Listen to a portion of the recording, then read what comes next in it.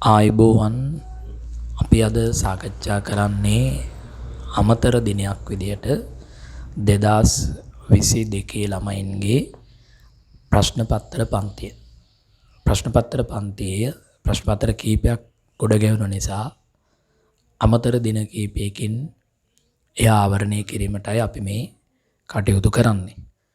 මුලින්ම දරුවන් ගන්න කොළඹ විශාඛා විද්‍යාලයේ දෙවනි වාර පරීක්ෂණය සඳහා පැවැත් වූ 2021 මේ අවුරුද්දේ ඔන්ලයින් පැවැත් වූ විභාගයේ ප්‍රශ්න පත්‍රය ඒ විභාග ප්‍රශ්න පත්‍රයේ 42 වෙනි ප්‍රශ්නය සුළු මුද්‍රණ දෝෂ තියෙනවා. ඒවා අපි निराකරණය කරගන්නමින් ඉදිරියට එමු. 42 වෙනි ප්‍රශ්නයට එන්න. මේ ප්‍රශ්න පත්‍රයේ සුළු මුද්‍රණ දෝෂ තිබුණට ගොඩාක් හොඳ ප්‍රශ්න පත්‍රයේ පුරාවට තිබුණා. 42. 2020 ජනවාරි 1 වන දින බැංකු පාලන ගිණුම 1800ක් වේ. මේ ප්‍රශ්නේත් බලන්න කොච්චර ක්‍රියේටිව්ද කියලා.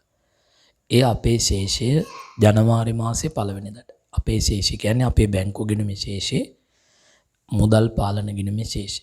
කීයද ඒක 1800යි. ජනවාරි මාසෙදී එහෙම තියෙද්දි අපි චෙක් නිකුත් කරලා තියෙනවා 300ක්. චෙක් තැන්පත් කරලා තියෙනවා බැංකුවේ අර කරගෙන තියෙනවා 200. මෙන්න අමතරව බැංකුව ජනවාරි මාසේ තීරුව පල්ලෙහාට කියවන්න බැංකු ගාස්තු අය කරගෙන තියෙනවා 20ක්. ණයගැති ප්‍රේෂණ කෙලිම බැංකුවට ඇවිල්ලා තියෙනවා 40ක්. ඒ ජනවාරි තත්ත්වය ජනවාරි ආරම්භක මුදල් ශේෂෙත් තියෙනවා. අහන්නේ එක ප්‍රශ්න දෙකක් අහනවා. හොඳ ප්‍රශ්න පත්‍රයක්. ජනවාරි 31 දිනට ව්‍යාපාරයේ සංශෝධන බැංකු ශේෂය. උට දැනට දෙන්නෙක් උත්තර දෙකක් ඉදිරිපත් කළා. ඒ දෙකෙන් කෙනෙක්ගේ උත්තරේ නිවැරදි, කෙනෙක්ගේ උත්තරේ වැරදි. එච්චරයි දැනට උත්තර කියන ළමයි ඉන්නේ. ඒතර ජනවාරි මාසේ අන්තිමට බැංකු ගිණුම අහන්න. ඒ කියන්නේ අපේ බැංකු ගිණුම හදලා නැහැ අපි. මේ තියෙන්නේ බැංකු ගිණුම. නිමාෂාගේ උත්තරෙත් හරි. එතකොට දැන් මේ වගේ ප්‍රශ්නයකට කෙනෙක් උත්තර කියනවා කියන්නේ ළමයාට ගමනක් යන්න පුළුවන් කියන එක. ගමනක් යන්න පුළුවන් කියන එක. එතකොට මේ තියෙන්නේ සංශෝධන මුදල් ගිණුම. සංශෝධන මුදල් ගිණුමේ ළමයි ආරම්භක ශේෂයක් තියෙනවා දැනට 1800ක්. ඒ අපේ ආරම්භක ශේෂය. දහස් ගණනින්. පස්සේ බින්දුවත් එක්කලා යන්න ඕනේ. එහෙම තීද්දී ජනවාරි මාසේ චෙක් නිකුත් කළා නම් දැන් මේ ඇවිල්ලා ආරම්භක ශේෂය. කියන්නේ ජනවාරි මාසේ තොරතුරු වාර්තා වෙන්න පෙර ශේෂය. ආරම්භක ශේෂය කියන්නේ ඒ මාසේ ගනුදෙනු මුකුත් තාම ලියවෙලා නැහැ.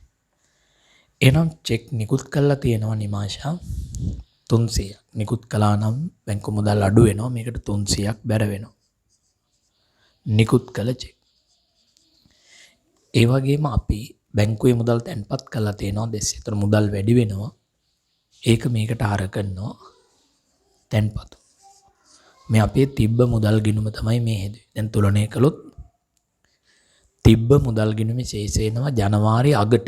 මේ තියෙන ජනවාරි මුලට. නමුත් දැන් අහන්නේ සංශෝධන මුදල් ගිණුමේ ශේෂය නම් ජනවාරි මාසේ ඒ බැංකු ප්‍රකාශයේ තියෙන අපේ නැති ඒවත් ඕකටම ගලපනවා. ඊළඟට තියෙනවා ගාස්තු රුපියල් 20ක්. ඒක අඩුවීමක්, ඒක බැර කරනවා. ගාස්තු හොඳ ගාණක් ඒකේ. ඊළඟට තියෙනවා ප්‍රේෂණ, ඒක ලැබීමක් කරකන ප්‍රේෂණ.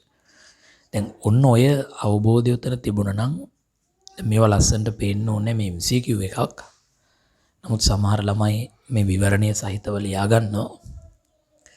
මේ අපේ මුදල් ගිණුමේ අවසාන ශේෂය එනවා සංශෝධන ශේෂය. මේ ඇවිල්ලා සංශෝධනයේට පෙර තිබූ ශේෂය, මේ සංශෝධනයේට පෙර සිදු සතු ගනුදෙනු, මේ සංශෝධනයට අදාළ ගනුදෙනු. හරිද? ඒ අනුව සංශෝධන ශේෂයේ බලමු ළමෙක් කිව්ව උත්තරේ හරිද කියලා. 2040යි 0.2යි 10න් 3ක් 7යි 1720 කියලා ළමයි 3 දෙනෙක් මේ වෙනකොට කියලා තියෙනවා. 1720. ඒ අනුව මේකේ උත්තරේ වෙනවා 1 1720යි බිංදු 3යි. 1720යි බිංදු 3යි. right.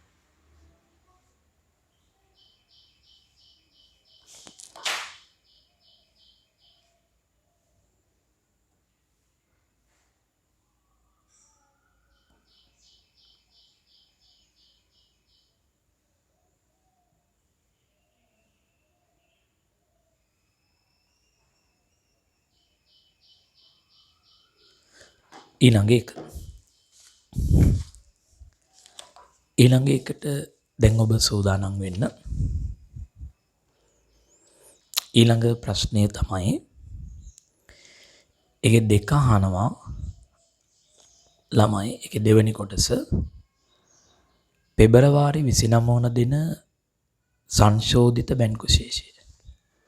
මුතු. එතකොට පෙබරවාරි 29 වන දින සංශෝධිත බැංකු ශේෂය අහනවා. එතකොට පෙබරවාරි 29 වන දින සංශෝධිත බැංකු ශේෂය අහන්නේ පෙබරවාරි මාසෙට.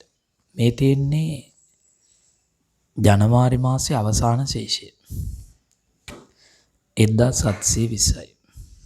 මේ ජනවාරි මාසයේ අවසාන ශේෂය.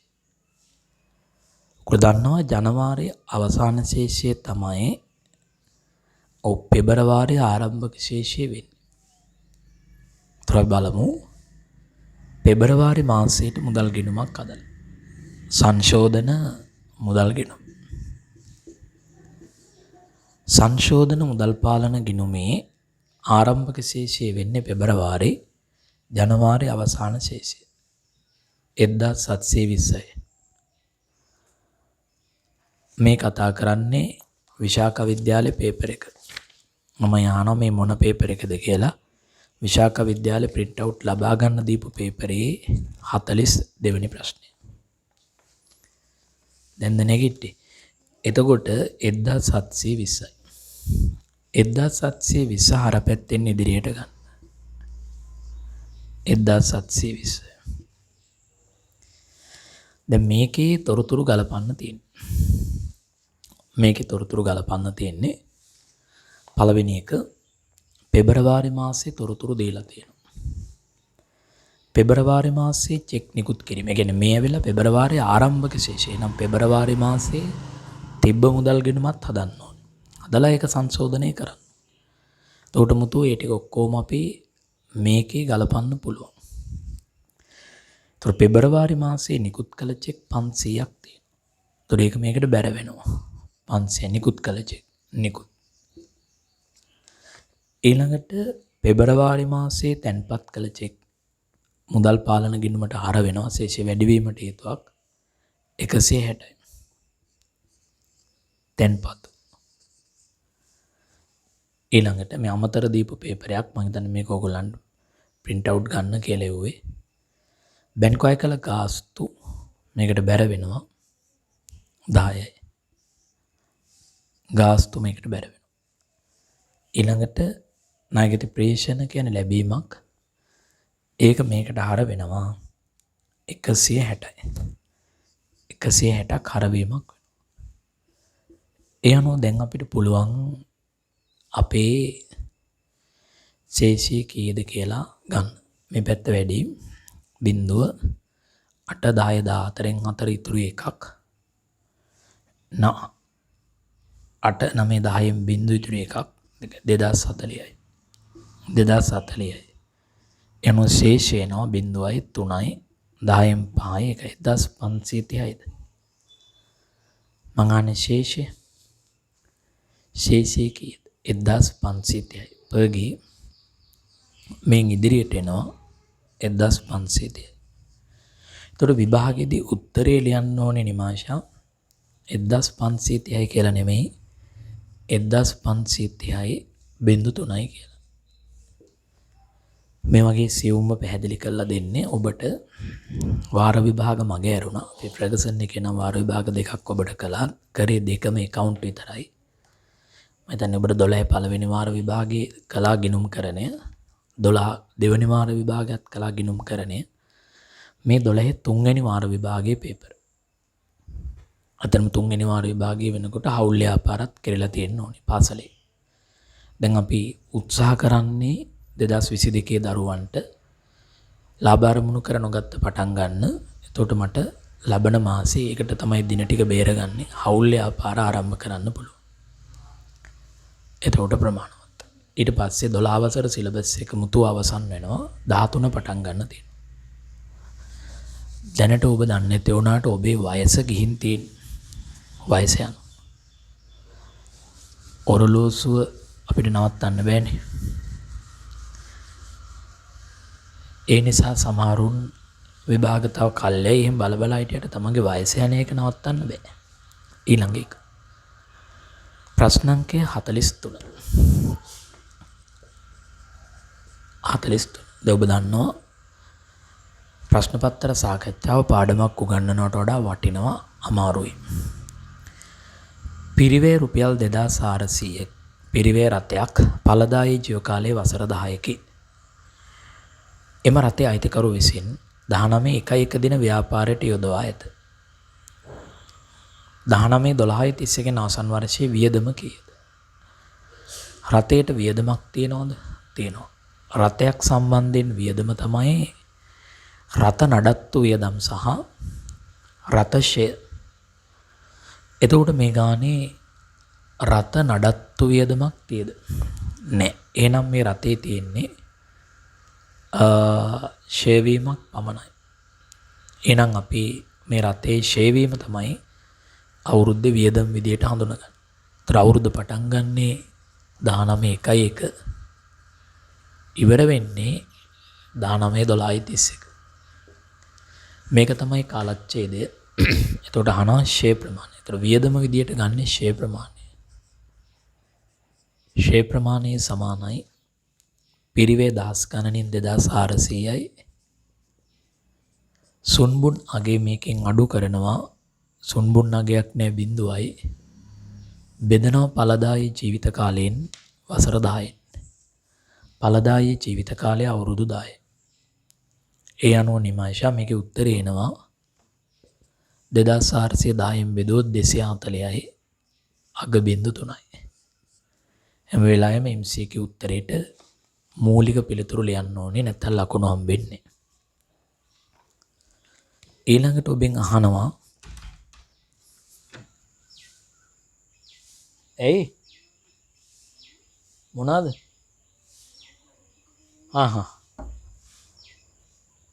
විජේ කා එකක් ගෙන්න ගන්න.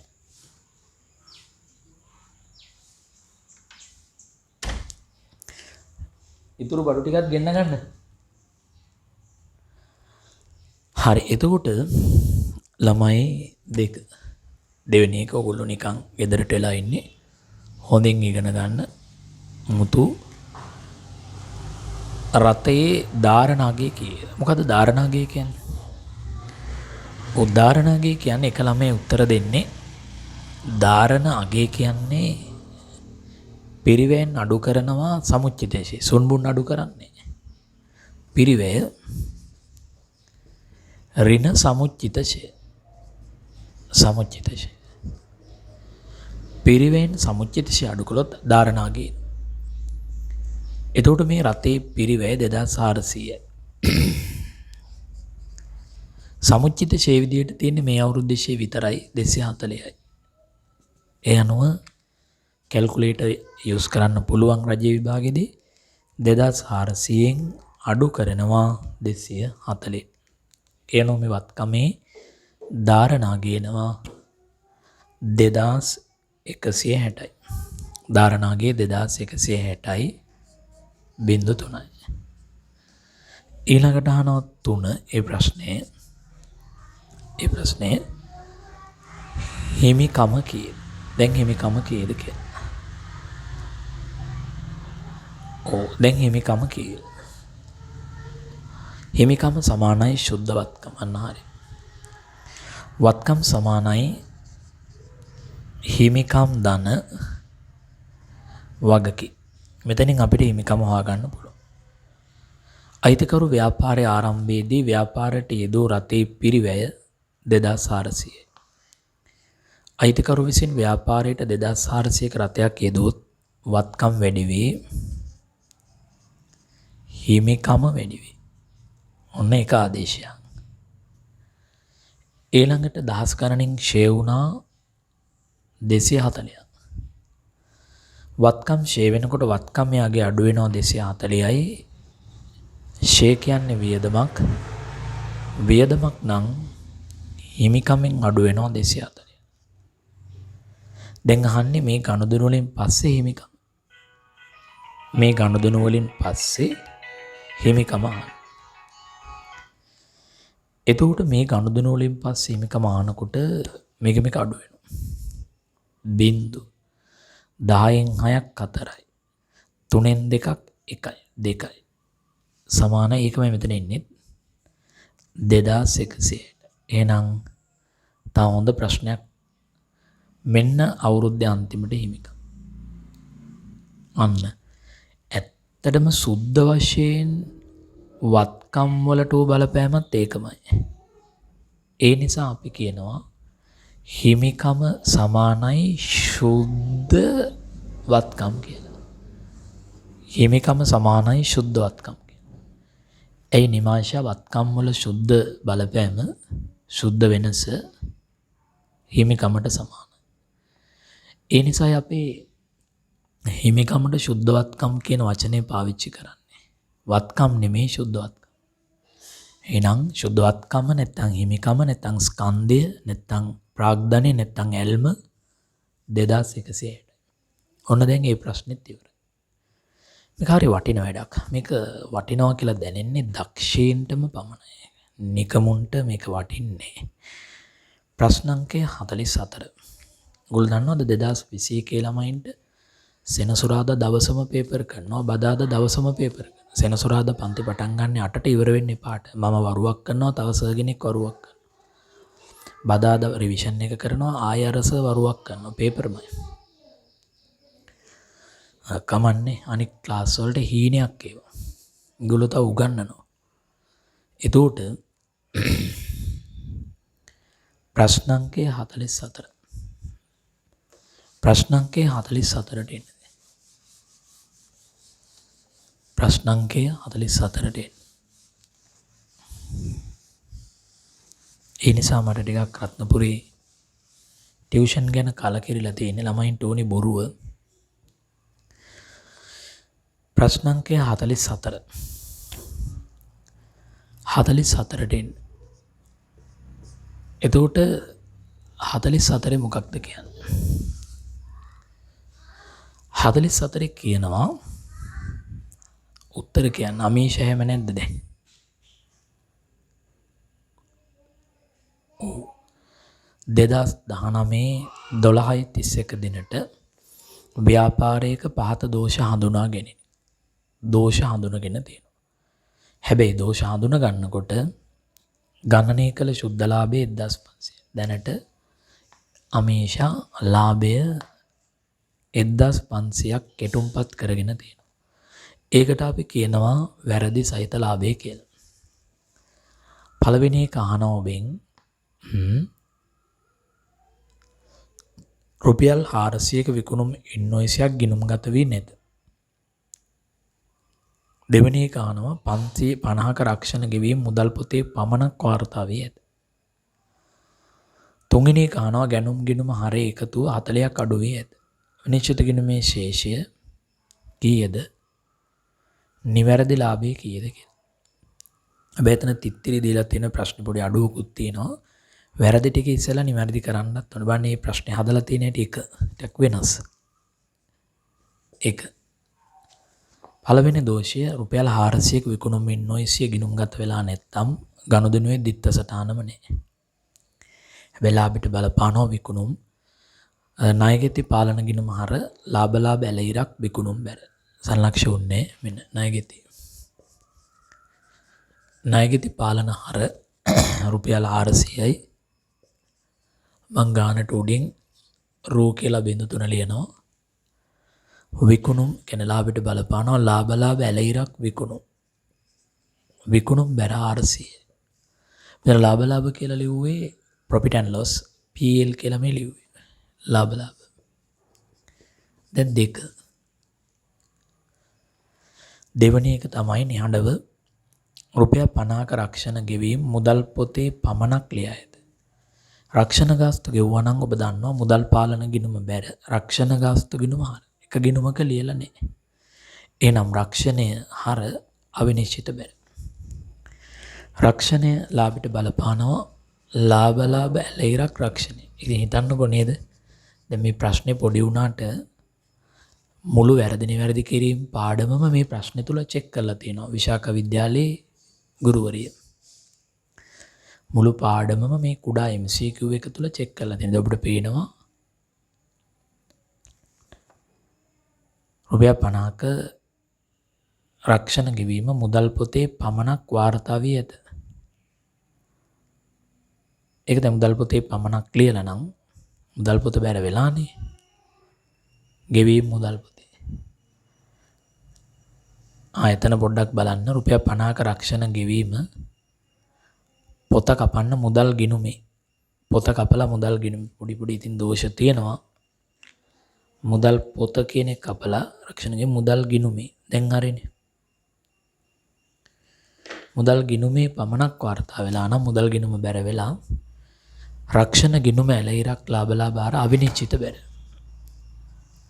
අවිනිශ්චිත බැර. දැන් ඒක හරි. ඊළඟට 3. තුන්වෙනි එකේ කියනවා ළමයි. ඒක තුන්වෙනි එකේ කියන්නේ ගැනුම් ගිණුම හර එකතුව 400ක් අඩුවෙන් එකතු වේ ඇත. ගැනුම් ගිණුමේ පැත්ත හර පැත්ත වියදම් ගිණුමක් කවේශයක්. ගැනුම් හර ගැනුම් ලාභයට බලපානවා ලාභ ඇලෙයිරක් ගැනුම්. ලාභ ඇලෙයිරක් ගැනුම් හර 400යි. ගැනුම් ගිණුමේ හර පැත්ත අඩු නම් කේවල වරදක්. ගැනුම් ගිණුමේ හර එකතුව 400ක් අඩු වේ ඇත. අවිනිශ්චිත ගිණුම් බැර. අවිනිශ්චිත බැර 400. උන දැන් වැරදි ටික නිවැරදි කළා දහස් ගණනින්. දෙවෙනි ප්‍රශ්නේ. අවිනිශ්චිත ගිණුමේ ශේෂය. එතකොට අවිනිශ්චිත ගිණුමක් කෙටුම්පත් කළොත් අවිනිශ්චිත ගිණුමේ ආරම්භක ශේෂය කීයද මේ බලන්න. පළවෙනි එක අවිනිශ්චිත ගිණුමට ඇවිල්ලා නැහැ. දෙවෙනි එක අවිනිශ්චිත ගිණුමට 50ක් බැර වෙලා. හරිද? තුන්වෙනි එක අවිනිශ්චිත ගිණුමට 400ක් බැර වෙලා. දැන් එහෙනම් අවිනිශ්චිත ගිණුමේ ආරම්භක ශේෂය කීයද? අනිවාර්යෙන් මේක කියන විදිහක් තියෙනවා. ඔව්. යම් ළමෙක් අවිනිශ්චිත ගිණුමේ ශේෂය 450ක් කියලා ලියුවොත් වැරදි. කොහොමද ලියන්නේ? 450 කියලා ලියුවොත් වැරදි. කොහොමද ලියන්න ඕනේ? අවිනිශ්චිත ගිණුමේ ශේෂය හර 450 හර කියලා ලියන්න ඕනේ. ශේෂය හරට තියෙන. මොකද මේක සිහිවටන ගිණුමක්. මේ ගිණුමේ භවයක් නැහැ. ඒ නිසා මේ ගිණුමේ ශේෂයක් આવොත් පැත්ත වාක්‍ය වලින් කියන්න ඕනේ. එම නිසා උත්තරේ අවිනිශ්චිත ගිණුමේ හර ශේෂය. දැන් පේනවද මුතු මේ විදියට ප්‍රශ්න කරනකොට කොච්චර හැදෙන්න දේවල් හැදෙනවද කියලා. මේක හරිය වටිනවා. දිගට කරගෙන යන්න පුළුවන් නම්. දක්ෂයෙක් ඉන්නවා නම් ඔව් කියයි. ඊළඟ එක. ඒ තමන්ගේ වැරදි හදාගත්තේ. නැත්තම් ඉතින් ඕගොල්ලෝ පන්ති වලට සල්ලි දීලා ගෙදර ඉඳලා විභාගයක් ලියනවා විතරයි. හරි ගියොත් හොඳයි. ඊළඟට අහනවා නිවැරදි සුද්ධ ලාභය. දැන් වැරදි සුද්ධ. ඒතර මේවට වගු හදන්නේ නිවැරදි සුද්ධ ලාභය වෙනකොට මේමයි එක පෙන්වන්නේ MCQ එකක් නේ. 2. දැනට වැරදි ලාභය දීලා තියෙනවා මේ ගානේ 1500. ඒක නිකන් ලියනවා මේ. විශේෂයෙන් වැඩ බැරි අය හොඳින් අහගෙන ඉන්න. දැන් පළවෙනි එක මේ බලන්න ලාලා බැර කියලා තියෙන්නේ. ලාලා බැර නම් ලාභයට එකතු වෙනවා. එහෙනම් එතන ධන 400යි. ඊළඟට ලාලා හරමේ. ලාලා හර නම් ලාභය අඩු වෙනවා. ඍණ 50යි. පොඩි බබාලටත් තේරෙනවා. ඊළඟට ලාලාහාර කියලා තියෙන්නේ ආයි ලාභයෙන් අඩු වෙනවා 400. දැන් අහන්නේ උත්තරේ. අපිට රජයේ කැල් එක දීලා තියෙනවා. MCQ එකට උත්තරේ ගන්න වෙයි. එන්නේ. කැල් එක දීලා තියෙන්නේ. එතකොට 1500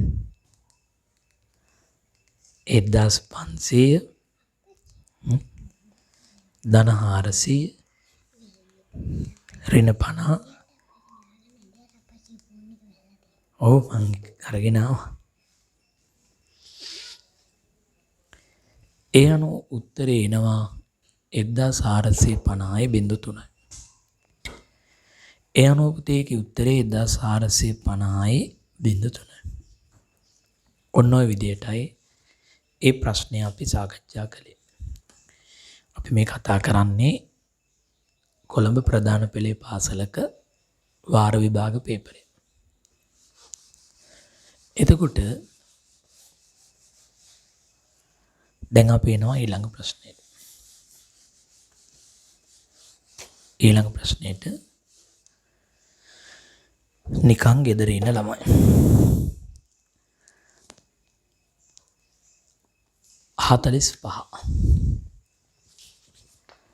45 කියනවා ඉතිරි තොගය පිරිවැය රුපියල් 2800.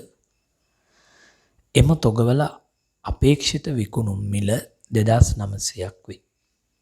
හැබැයි එම තොගය අලෙවි කිරීමට පහත වියදම් දැරීමට සිදුවේ. ඒවා අපේක්ෂිත අගයන් දරලා නැහැ තාම විකුණුම් කොමිස් ප්‍රචාරණ වියදම්. මේ තොගේ පිරිවැය ශුද්ධෝපලබ්ධියගේ තොග කපා හැරීම කියලා.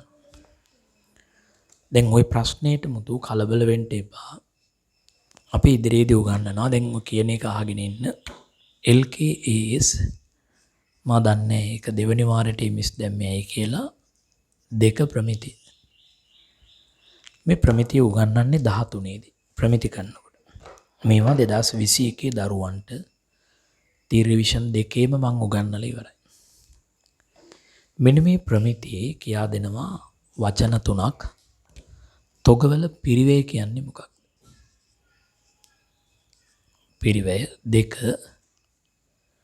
ශුද්ධ උපලබ්ධ අගය කියන්නේ මොකක්ද? ඇත්තටම තොගයක පිරිවැය කියන්නේ තොගේ පිරිවැය මුහුණුවර 3ක් තියෙනවා. ඒ නිසා මේක බරපතලයි මේ වෙලාවේ ඇද්දොත්. තොග ගන්න යන පිරිවැය මිලට ගැනුම් පිරිවැය, පරිවර්තන පිරිවැය සහ අනිකුත් පිරිවැය කියලා. පරිවර්තන පිරිවැය.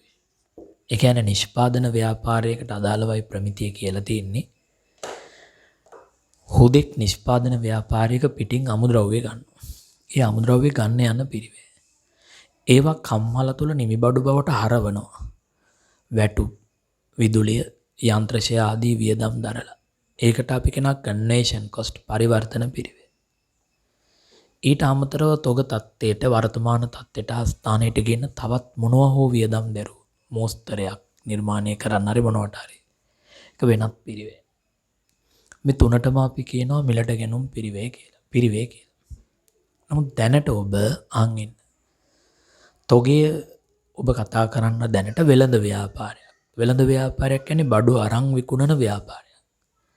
බඩු අරන් විකුණන ව්‍යාපාරයක මිලට ගැනීමක් විතරයි තියෙන්නේ. පරිවර්තනයක් කරන්නේ. ඒ නිසා ඉදිරි තොගේ පිරිවැය කියන්නේ බඩු අරන් විකුණන ව්‍යාපාරයක ඉතුරු බඩු ටික ගන්න දරන වියදම. ඉතුරු වෙනවනේ බඩු ටිකක්. ඒක ගත්ත මිල තමයි ඉතුරු තොගේ පිරිවැය කියන්නේ. එහෙනම් එතන ඕනම් පැත්තක ලියා ගන්න. පිරිවැය යනු එකන උත්තරේ ලියන තැන නෙමෙයි. ඉතුරු භාණ්ඩවල මිලට ගැනීමට දරපු වියදම. ඉතුරු බඩු ටිකේ එම භාණ්ඩ මිලට ගැනීමට දරූ වියදම තමයි ඒ භාණ්ඩ ටික මිලට ගන්න ගිය වියදම තමයි පිරිවැය කියන්නේ.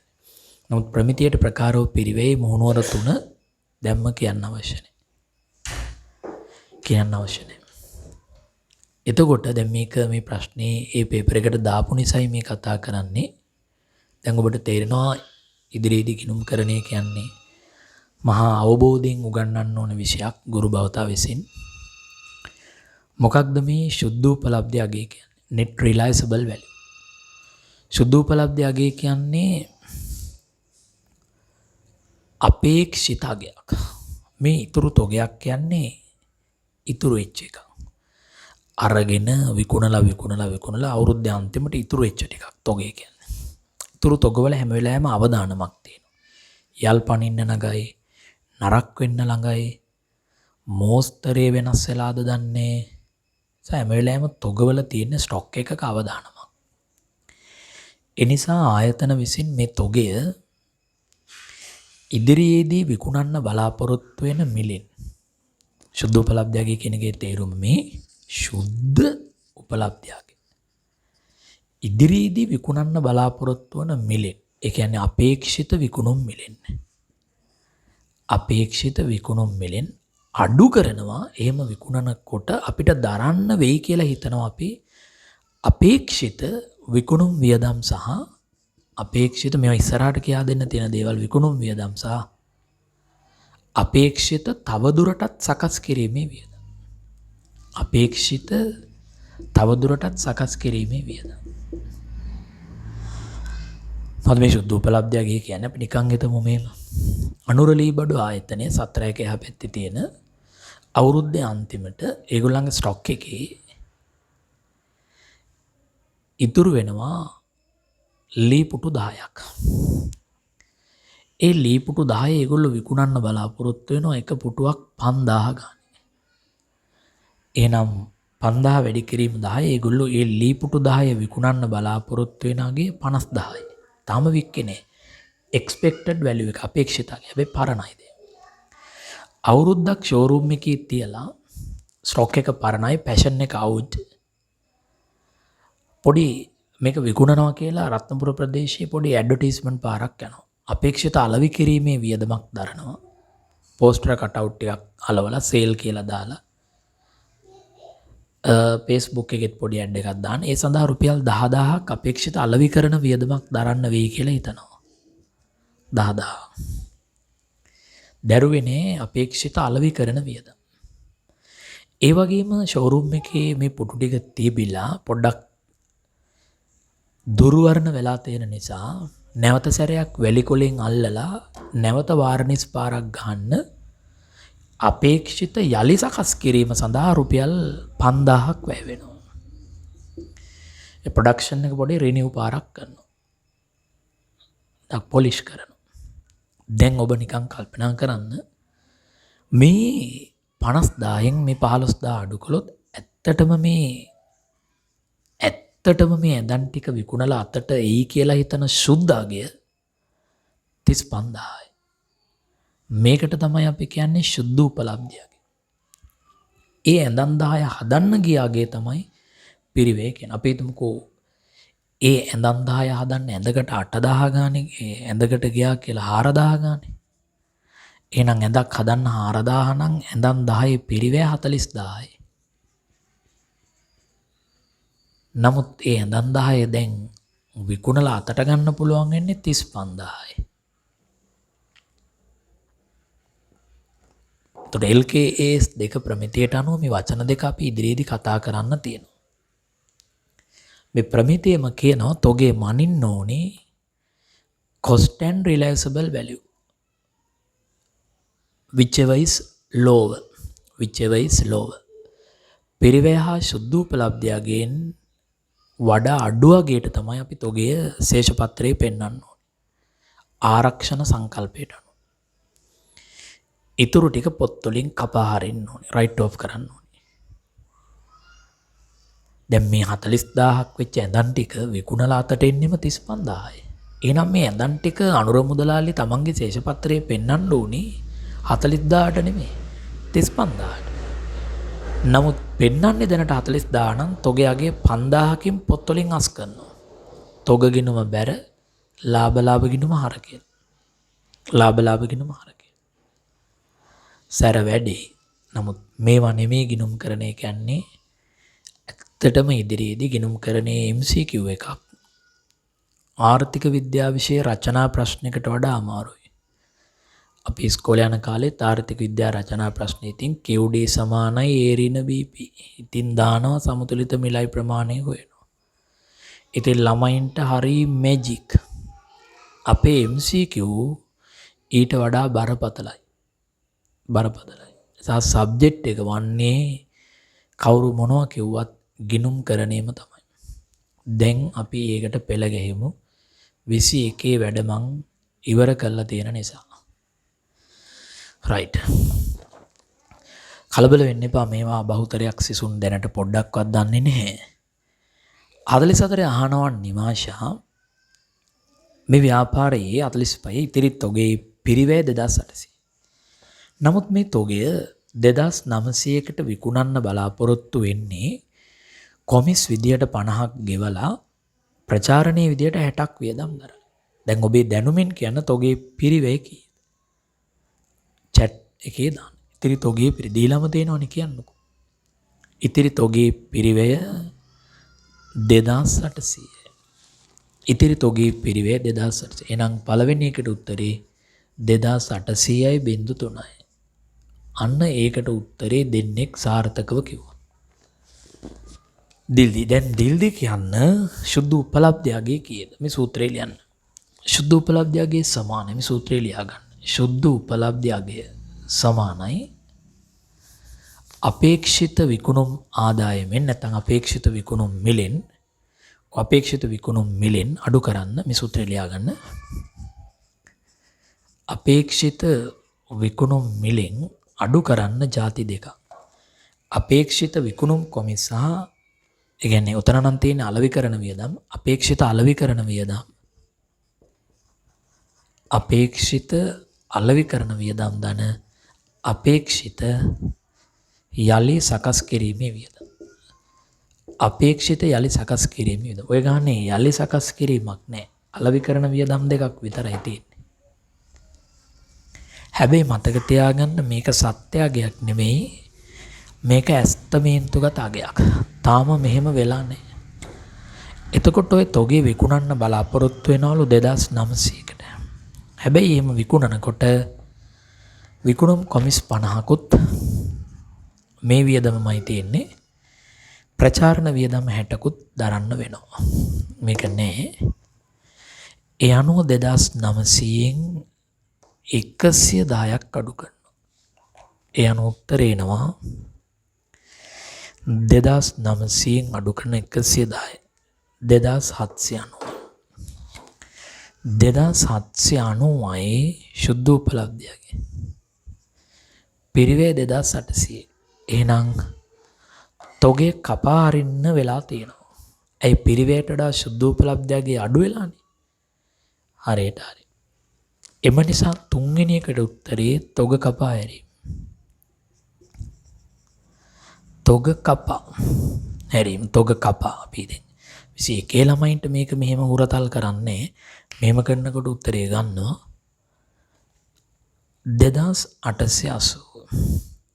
2800 ඍණ 2790. එහෙනම් තොගේ අඩු කරනවා 10000කින්.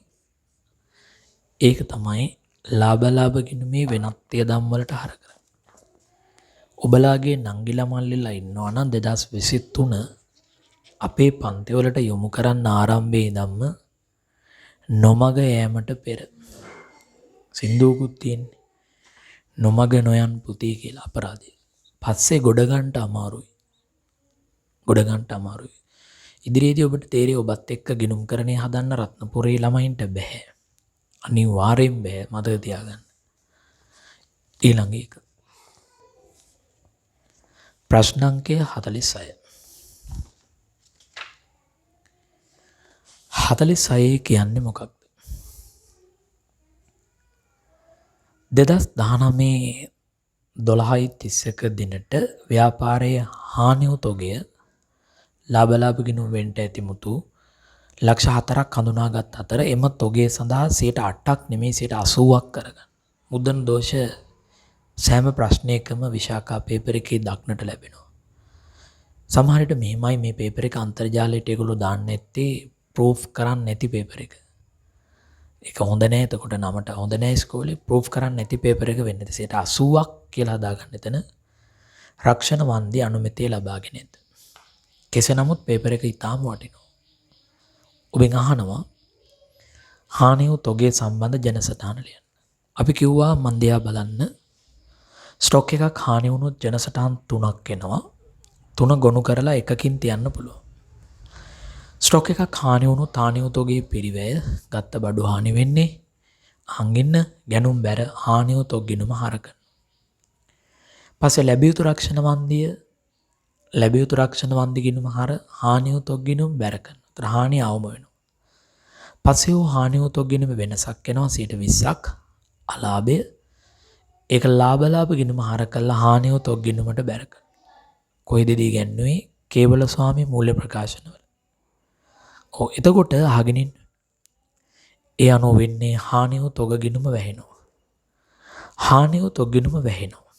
වැහුණාම නිමාශා අවසාන වශයෙන් වෙන්නේ අපිට අලාභිකුත් ඇති වෙනවා ලැබිය යුතු රක්ෂණ වන්දි කියන වත්කමකුත් ඇති වෙනවා අපිට ගත්ත බඩු ටිකක් නැති වෙනවා. සා එක ජනසටහනකින් ඕක තියන්න පුළුවන් පරිණත සිසුන් විදියට. කොහෙදද කියා දුන්නේ මාස 2ක් තිස්සේ දින 16ක් තිස්සේ ඒක පුද්ගල ව්‍යාපාර කියන එක. කොයින් නිසා අපි පාඩම් හිමින් සතිර දවස් 2 ගානේ අරගෙන හොදින් ඉගෙනනවා. මා දන්නේ ඒ වාසිය ඔබ දැන් අරන් තියනවද කියලා. රයිට්. මොකද ළමයි කියන්නේ මේ තියරිය මගෙන් හරියට ඉගෙන ගත්තා නම් ඒ ඇති කියන එක තමයි. එහෙම කිව්වට එහෙම ඉගෙන ගන්නවද දන්නේ නැහැ සමහරුන්. හොඳයි. එතකොට ලක්ෂ 4 බිඳුව අයින් කරපුවාම ලක්ෂ 4ම ගමු. ලියන්න එතකොට කීයද මුතු ලැබිය යුතු වන්දි? ලක්ෂ 4ට 80යි 3,20,000. ලියන්න 300යි. ලැබිය යුතු රක්ෂණ වන්දි ගිණුම හර 3,20,000යි. ලැබිය යුතු රක්ෂණ වන්දි හර 3,20,000යි. හර සටහන් දෙක ලාභ ගිණුම හර කීයද? ලාභ ගිණුම හර කීයද? 80යි 80,000යි. දැන් දෙකේ එකතුව මැද හරියෙන් එහාට ගැනුම් ගිණුම බැර. ගැනුම් ඇලයිරක් විකුණුම් පිරිවැය. ඇලයිරක් වෙළඳ ගිණුම. වෙළඳ ගිණුම බැර ලක්ෂ. මොකද සමහර මිස්ලා වෙළඳ ගිණුමම කිව්වේ නැත්නම් ලකුණු දෙන්නේ. ඒ මිස් දන්න ටික තමයි කවුරු හරි කොහේ හරි කීප එකක් ඔළුවේ තියාගෙන කියනවා. දරුවන් මොකුරා යනකොට පේනවා තොග හානි වෙන්නේ අවුරුද්දේ අන්තිමටම නෙමෙයි. අවුරුද්ද පුරා තොග හානි වෙන්න පුළුවන්. ඒ නිසා හානි වූ තොගේ ගැනුම් ගිණුමට බැර කළාට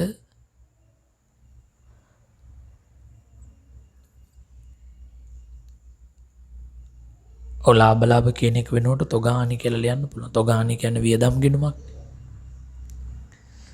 ඇත්තටම තොග හානි ක්ලෝස් වෙනවා. ඒකෙන් තමයි මේකේ ඉන්නේ. මෙතන තොග හානි කියලා ලිව්වත් ප්‍රශ්නයක් නැහැ.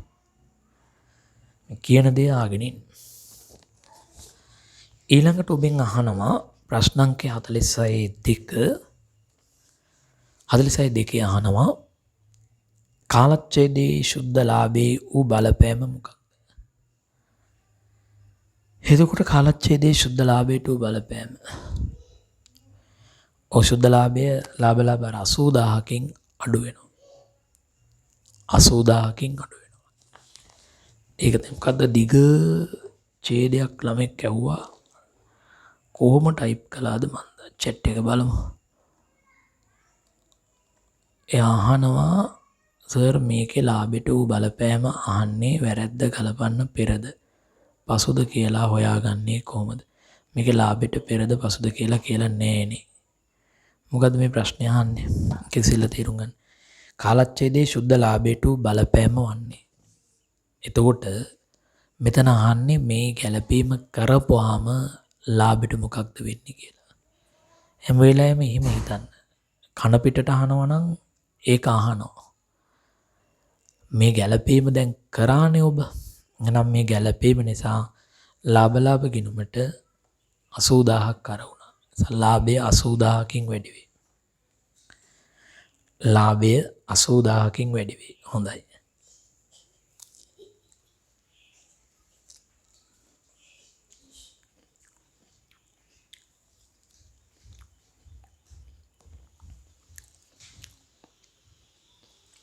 පේර කෑල්ලක් හම්බුණා. ඊළඟ එක හිමින් නිකන් ගෙදර ඉන්න ගමන් වැඩක් කරන්න. මොකද මාව නම් එම්බත් වෙලා තියෙන්නේ 21ට උගන්නලා. දැන් ළමයි අභ්‍යාසංක 47න්. දැන් ඉස්කෝලවල වල තාම උගන්නනවද ළමයි? දැන් පටන් ගත්තද? ගුරුවරු නම් එක වදාන උගන්නන්න එපා රෝමෝ කියලා.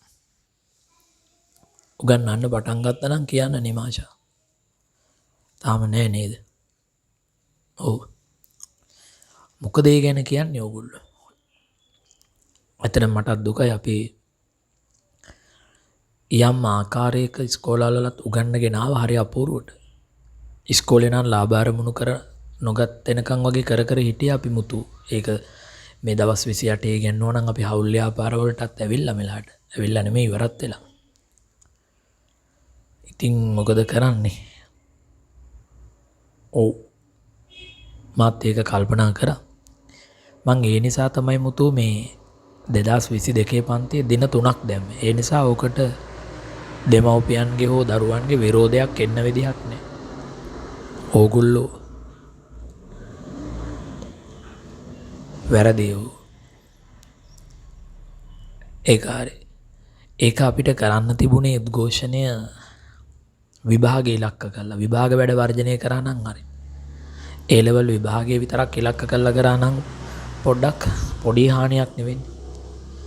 ආණ්ඩුව එහෙනම් කලබල වෙලා ඔකට උත්තරයක් දෙනවා. ඒක නැත්තම් මාකින් වර්ජනය කරන්න තිබේ. ඔන්ලයින් එක ටිකක් ඔලුව උස්සගෙන ආව විතර. කියන්නේ ඉස්කෝලේක උගන්වන්නෙම නැති ගුරුවරයා පවා ඔන්ලයින් වලට හුරු වීගෙන ආවේ. ඉස්කෝලේක උගන්වන්නෙම නැති ගුරුවරයා ඔන්ලයින් වලට හුරු වීගෙන වෙනකොට තමයි වැඩේ පටන් ගත්තේ. අපි නම් ඉතින් එදා ඉඳන්ම කළා 2020 දිත් කළා. 2020 මන් තමයි ඉස්සෙල්ලාම ප්‍රගසන් එකේ ඔන්ලයින් වල උගන්වන්න පටන් ගත්තේ. එතකොට මං ක්ලාස් එකේ කරා ඉස්සෙල්ලාම. YouTube channel එකේ එහෙම හදලා දැම්ම අවුරුදු 2කටත් වැඩි. ඕගොල්ලෝ 22 නේ. 20 ළමයින්ට. එතකොට ඊට පස්සේ තමයි මේ ටියුෂන්ස් වල වෙබ්සයිට්ස් හදාගෙන ඒව හරහා වෙළඳාම පටන් ගත්තේ. මං ඒ පැත්ත දියුණු කරේ නෑ. ඉතින් මොකද කරන්නේ?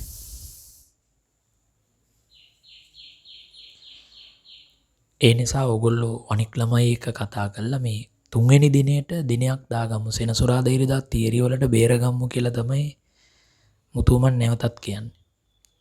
නැත්තම් ඔව්. මම කියන එක අහන්නකො සෙනසුරාදා ඉරිදා දින දෙක තියරි වලට දාගමු. පේපර් එකට වෙනම දවසක් මේ විදියට හදාගමු.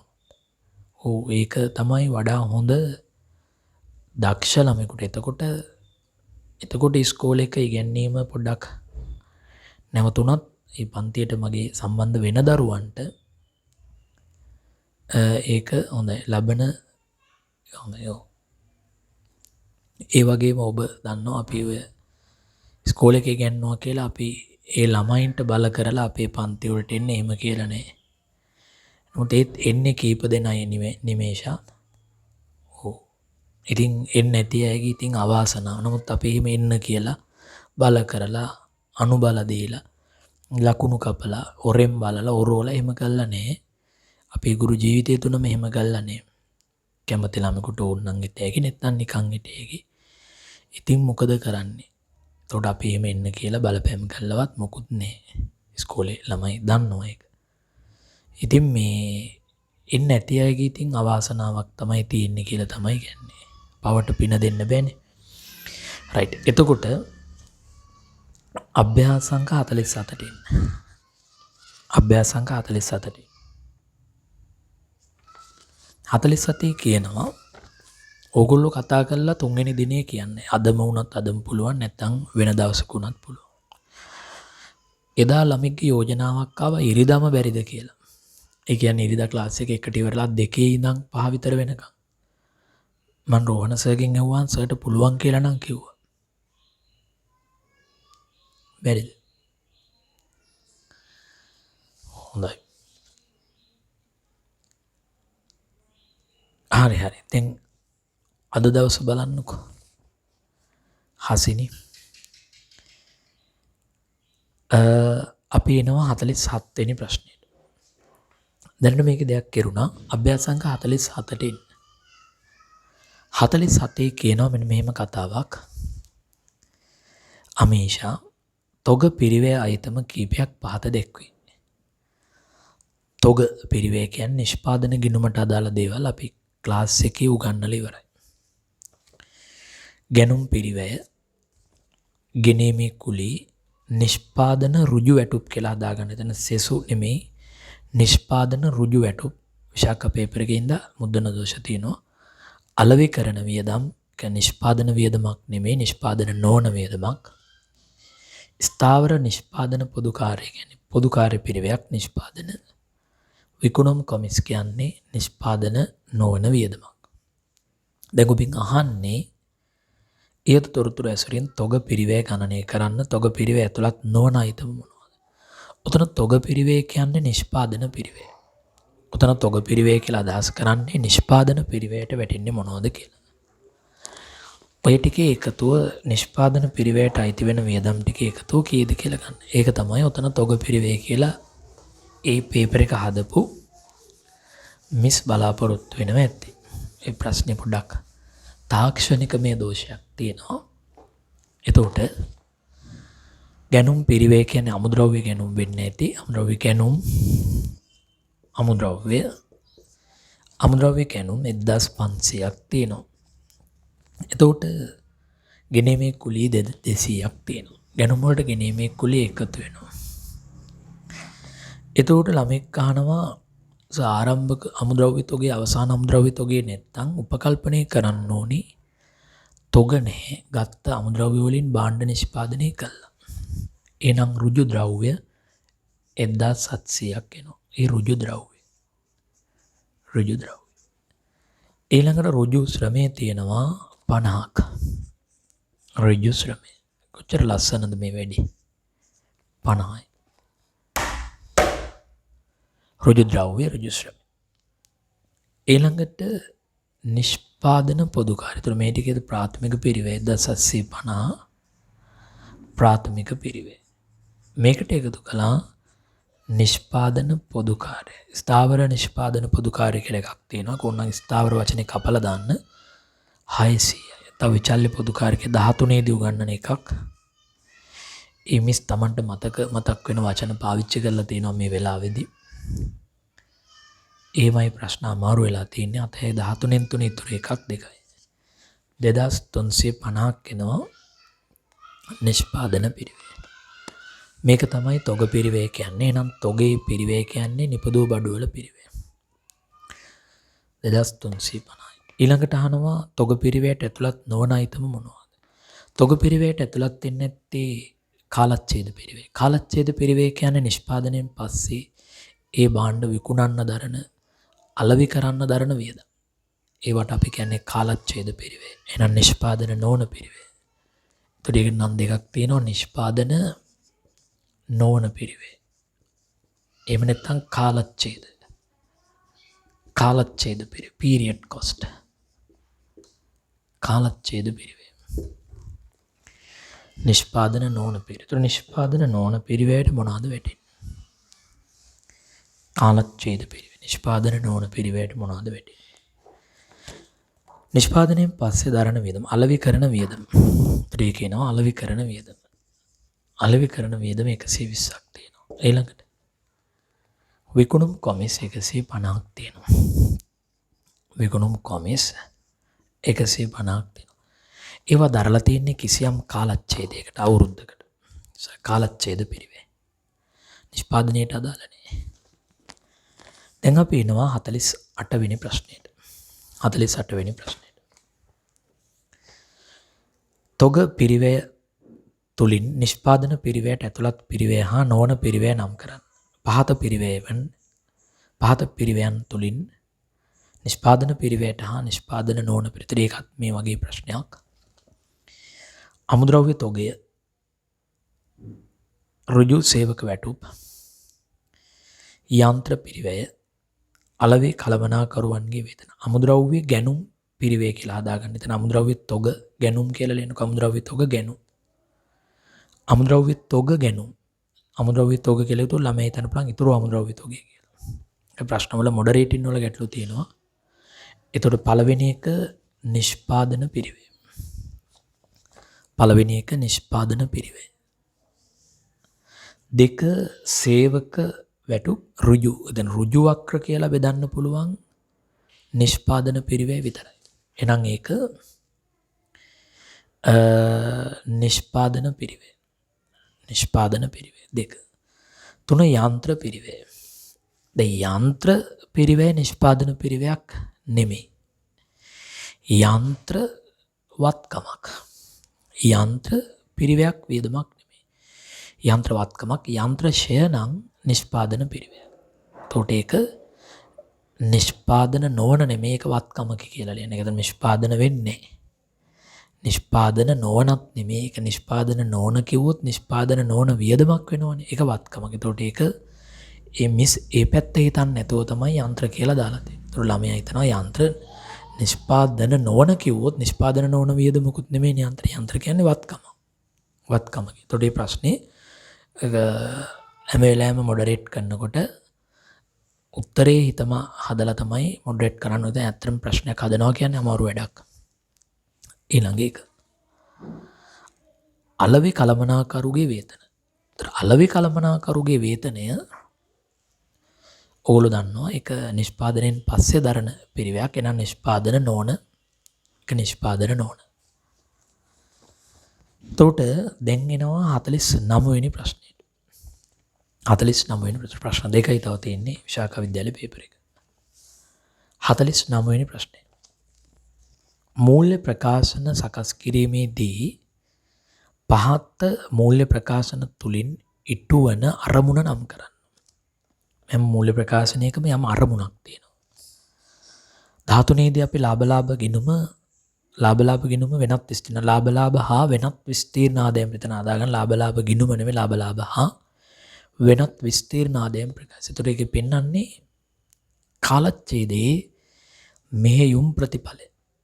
ඒක තමයි කර්ම කාලච්ඡේදයේ මෙහෙයුම් ප්‍රතිඵලය.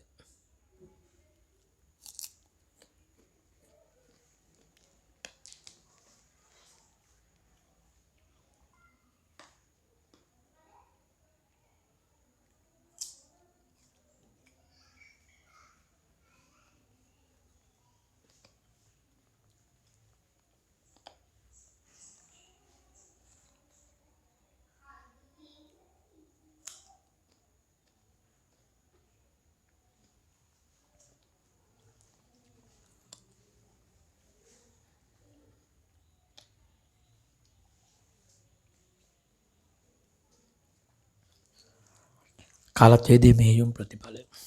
ඊළඟට මූල්‍ය තත්ත්ව ප්‍රකාශනයෙන් පෙන්වන්නේ කාලච්ඡේදයේ අවසාන දිනට මූල්‍ය තත්ත්වය. කාලච්ඡේදයේ අවසාන දිනට මූල්‍ය තත්ත්වය. කාලච්ඡේදයේ අවසාන දිනට මූල්‍ය තත්ත්වය. උඩ පෙන්වන්නේ කාලච්ඡේදයේ මෙහෙයුම් ප්‍රතිඵලය නැත්නම් කාර්ය සාධනය. ලාභය අලාභය. ඊළඟට මූල්‍ය තත්ත්ව ප්‍රකාශනය තුළ ඇතුළත් මූල්‍ය ප්‍රකාශන මූලිකාංග මොනවද? මූල්‍ය තත්ත්ව ප්‍රකාශනය තුළ ඇතුළත් මූල්‍ය ප්‍රකාශන වල මූලිකාංග තියෙන්නේ 2යි 3යි මොනවද? මොනවද මූල්‍ය තත්ත්ව ප්‍රකාශනය ඇස්සේ අන්තර්ගත මූලිකාංග? කුලමයි නේද? මූල්‍ය තත්ත්ව ප්‍රකාශනය තුළ අන්තර්ගත මූලිකාංග තමයි වත්කම්, හිමිකම්, වගකීම්. වත්කම් හිමිකම් වගේ මේ කුඩා ප්‍රශ්නත් එනවා. සමහර අයට කුඩා ඒවටත් උත්තර ලියා ගන්න බැරි උදවිය නිමාශ අපි දැක තිබෙනවා. වත්කම් වගකීම් හිමිකම්. දැන් අන්තිම ප්‍රශ්නේ 50. 2018 4 දිනට මෙලට ගත්ත මෝටර රථයක් සම්බන්ධ තොරතුරු දෙනවා. දිනේ හිතන්න ගන්න 18 4 ගැනුම් මිල වාර්ෂික රක්ෂණ වියදම වාර්ෂික ඉන්ධන වියදම ඵලදායී ජීව කාලය රටේ පිරිවැය වත්කමේ පිරිවැය හොයන විදිය කියා දෙන්නේ LKAS 16 ප්‍රමිතික උත්තරයක් මම මේ බලාපොරොත්තු වෙමින් ඉන්නවා. එතකොට ඒක ඒ දැනුම චෙක් කරන්නේ මෙතන එච්චර ගැඹුරින් අහලා නැහැ ප්‍රශ්නේ. ඔව්. 13 දී උගන්වනවා LKAs මේවා දැන් 13ට උගන්වලා ඉවරයි මං 16 කියලා ප්‍රමිතිය. ඒ ප්‍රමිතියේ නම දීපල පිරිත උපකරණ. ඔන්න ඔය ප්‍රමිතිය කියා දෙනවා වත්කමක පිරිවැය සොයන්නේ කොහොමද කියලා. වත්කමක පිරිවැය හොයන්නේ එම වත්කම අපි හිතමුකෝ මේ තියෙන්නේ සිංහරෝහල කියලා. සිංහරෝහල. මේ සිංහරෝහලට ස්කෑනර් මැෂින් එකක් ගේනවා අපි හිතමුකෝ ජපානි කියලා. ජපානෙන් ස්කෑන් මැෂින් එකක් ගේනවා. මොකක් හරි මැෂින් එකක් ගේනවා. එතකොට යම් කිසි වත්කමක ගැනුම් මිලෙන් අපි තුමු මේ රටේදී මේක ගන්නවා මිලියන 50කට. අඩු කරනවා වෙළඳ වට්ටම් සහ සහනාධාර. ඒ රටින් ජපාන් රටින් අපිට ලැබෙන වට්ටම ශ්‍රී ලංකා රජයට දෙන සහනාධාරය අඩු කරනවා. අඩු කළා එම වත්කම ගත්ත ස්ථානයේ ඉඳන් අපේ ව්‍යාපාරයට ගෙනල්ලා සිං හොස්පිටල් එකට ගෙනල්ලා. ප්‍රථම පාවිච්චය පළවෙනි පාවිච්චය කරනකන් දරන සියලු වියදම් ඒ වත්කම යටතේ ප්‍රාග්ධනිත කරනවා. ආගිනින් ගැනුම් මිල අඩු කරනවා වෙළඳ වට්ටම සහනාධාර තාම ජපානයේ ඔන්න ගේනව නැව් ගාස්තු බෑමේ පැටවීමේ කුලී වරාය ගාස්තු වරායේ සිට සිං හොස්පිටල් එකට ගෙනීමේ කුලී සහ මේක ගෙනාපු ගමන් ලෙඩ්ඩු ස්කෑන් කරන්න බෑ මේකට විදුලිය සපයලා සවි කිරීමේ පිරිවැය සහ පළමු අත්හදා බැලීමේ පිරිවැය. පළවෙනි ටෙස්ටින් කොස්ට් එක තාම ලෙඩ්ඩු ස්කෑන් කරේ නෑ. පොඩි ටෙස්ටින් එකක් කරනවා. ජපානයේ සෙල් ටෙක්නීෂියන් ලැබෙලා. ඒ අත්හදා බැලීමේ පිරිවැය. ඒ ඔක්කොම ටික එකතු කරපුවාම තමයි වත්කමේ පිරිවැය. නමුත් වත්කම හයි කළාට පස්සේ ලෙඩ්ඩු ස්කෑන් කරන අතරතුර යන විදුලි වියදම්, රක්ෂණ වියදම්, නඩත්තු වියදම් මොනවාරි අලුත් වැඩියා වියදමක් ඒ වත්කමේ පිරිවැයට එකතු කරන්නේ නැහැ. වත්කම ගත්ත ස්ථානයේ ඉඳන් අපේ ව්‍යාපාරයට ගෙනල්ලා පළමු පාවිච්චියට පෙර දරන සියලුම වියදම් ඒ වත්කමේ පිරිවැයට එනවා. ඒ විතරක් නෙමෙයි ඒ තව ඉදිරියේදී කියා දෙනවා. ඒ වත්කම හයි කරාට පස්සේ කවදා හරි ගලවා ඉවත් කරන්න දරන වියදමේ වර්තමාන අගය. හරි අමාරුයි ඒක. අපි හිතමු අවුරුදු 10කින් පස්සේ මේක ගලවා අයින් කරනවා. එතකොට ඒ ගලවා ඉවත් කරන්න යන පිරිවැයේ අවුරුදු 20කින් පස්සේනේ ගලවන්නේ. 20කින් පස්සේ ගලවලා ඉවත් කරන අගේ අදාගය වට්ටම් කරලා අදාගය හොයා ගන්නවා. ඒකත් වත්කමට කැපිටලයිස් කරන්න ඕනේ. ඒක මේ පාර 21 A level paper එකට අහනවා. ඒව මම උගන්ලා තියෙන්නේ තාම ඔබේ මනස මොකුරා ගියාමදි ඒව කියා දෙන්න. එතකොට එහෙම තමයි වත්කමේ පිරිවැය හොයන්නේ. නමුත් මේ වත්කම ඊට පස්සේ සාමාන්‍ය ලෙඩ්ඩු ස්කෑන් කරනකොට දරන අලුත් වැඩියා වියදම්, සේවක පුහුණු කිරීමේ වියදම්, උත්සවයක් පවත්වලා මේක විවෘත කිරීමේ වියදම්, ඒවා වත්කමේ අයබාර වියදම් වත්කමේ පිරිවැයට එකතු කරන්නේ නැහැ. දැන් උතන තියෙන්නේ ගැනුම් මිල ඊළඟට වාර්ෂික රක්ෂණය කියන්නේ මේ වැඩේ කරගෙන යනකොට ගෙවන ඉන්ෂුරන්ස් එක. ඊළඟට වාර්ෂික ඉන්ධන වියදම් කියන්නේ මේක වැඩේ කරගෙන යනකොට දරන ඒ දෙකම ගන්නෙ නැහැ. එහෙනම් ඔය වත්කමේ පිරිවැය විදියට ගන්නේ ගැනුම් මිල 50000.3 විතරයි. එහෙනම් ඔය වත්කමේ පිරිවැය 50000.3යි. මං හදපු පේපර් එකක් නෙමෙයි මේ අනුන් හදපු පේපර් එකට උත්තර කියනවා. මාතේ උත්තර නැහැ. මට ඊම උත්තර අවශ්‍ය නැහැ. ඕනම පේපර් එකක් අපිට ශනිකව විසඳ ගන්න පුළුවන් රජයේ හරි ඕන එකක. ඊළඟට ඔබත් ඒ තත්ත්වයටපත් වෙන්න. ඊළඟට අහනවා වර්ෂයේ මෙතන 50000යි ලක්ෂ 5යි 1 2 3 4යි 5යි. ඊළඟට අහනවා වර්ෂයේ රටේ සම්බන්ධ වියදම්. රටේ සම්බන්ධ වියදම් තියෙනවා 3ක්. මොනවද? මේ රටේ සම්බන්ධ වියදමක් තමයි රක්ෂණය. මේ රටේ සම්බන්ධ දරපු වියදමක් තමයි රක්ෂණය. රක්ෂණය 100යි. බිඳු 3 උඩින් තිබ්බා. ඊළඟට මේ රටේ සම්බන්ධ වියදමක් තමයි ඉන්ධන වියදම. ඉන්ධන වියදම 150. ඒ වගේම මේ රතේ සම්බන්ධ වියදමක් තමයි ෂෙයා.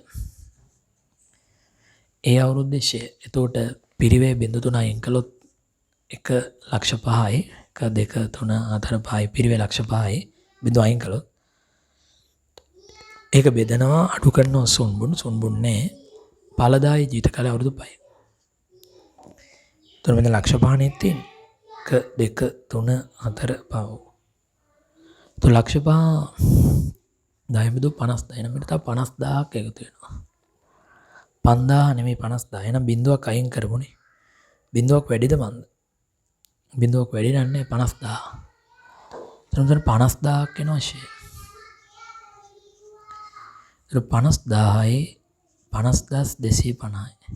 එම්නේ දෙන්නේ. 5,000යි සර් කියලා කියන උමුතු. ගැනුම් මිල. 0.3 අයින් කරපුවාම ඔයක තියෙන්නේ නම් 50,000.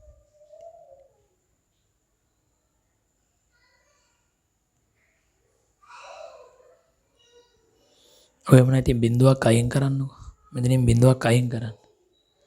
නිමාෂ බිඳුවක් අයින් කරන්න. අයින් කළොත් නම් ඕගොල්ලෝ කියන්නේ 50,000ද තියෙන 0.4යි. 1 2 3 4 0.4යි තියෙන්නේ. හරි හරි බිඳුවක් අයින් කරන්න ඕනේ. මේක වෙන 5,000යි මෙතන. එතකොට හරි 5,250. 5,250. හොඳයි. ඔන්න අපි මේ වෙනකොට කරලා තියෙනවා ආගෙන ඉන්න ප්‍රශ්න පත්‍ර 19ක්. ඕක අමතර එකක්. මෙන්න මේ ආකාරයට. දැන් අපිට කරන්න තියෙන්නේ කීවෙනි එකද? එකේ ඉඳන් ප්‍රශ්න පත්‍ර කරලා තියෙනවා 19ක් විතර. දැන් අපිට කරන්න තියෙන්නේ කීවෙනි එකද? 20ට කලින් ආයේ 19 කියලා එකක් දුන්නේ නැද්ද? මාදව 19 කියලා එකක් දීලා තියෙනවා. ඔන්ලයින් පේපර් අංක 1 ආයි ඔන්ලයින් පේපර් අංක 2 කියලා 20ක් දුන්නා මං හිතන්නේ මේ මාසේ. 16යි 17යි ඉතින් කරගන්න දැන් අලුතෙන් දීපුවා කමුකෝ ඉස්සෙල්ලා. හරි. ඔව්. දැන් එතකොට ඒ දෙක කරමු. එතකොට දැන් විශාඛ විද්‍යාලේ පේපර් එක අමතර එකක් විදියට තියාගන්න මේ මං කල්පට කිව්වා ඒක 19 කරන්න කියලා. කමන්නේ ඒක අමතර එකක්. ඒතර 19 කියලා ආයි එකක් මං දීලා තියෙනවා. බලන්න ඒකේ කොළ කීයක් තියෙද කියලා. 19 කියලා දීපු එකේ කොළ කීයක් තියෙද?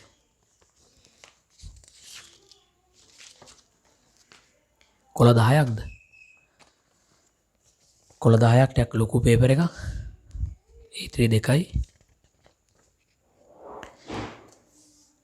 බලන්න ඒකේ ගහලා ඇත්තේ උඩ 2022 උසස් පෙළ සිසුන් සඳහා මාර්ගගත ප්‍රශ්න පත්‍ර සාකච්ඡාව ආදර්ශ විභාගාංක 1 කියලාද තියෙන්නේ. ඌනේ කියලාවත් කියන්නකෝ. කොහොමද? එතකොට ටියුට් අංකේ කීයද? ඔව් සර් ඒක ටියුට් අංකේ 19. දැන් එනම් 19ට එන්න. 19 නේ තියෙන්නේ.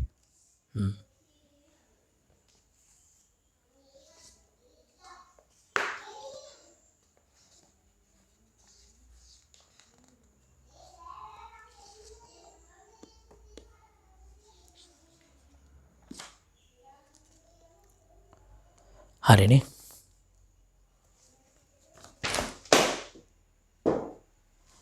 දැන් අපි ඒක සාකච්ඡා කරමු 19.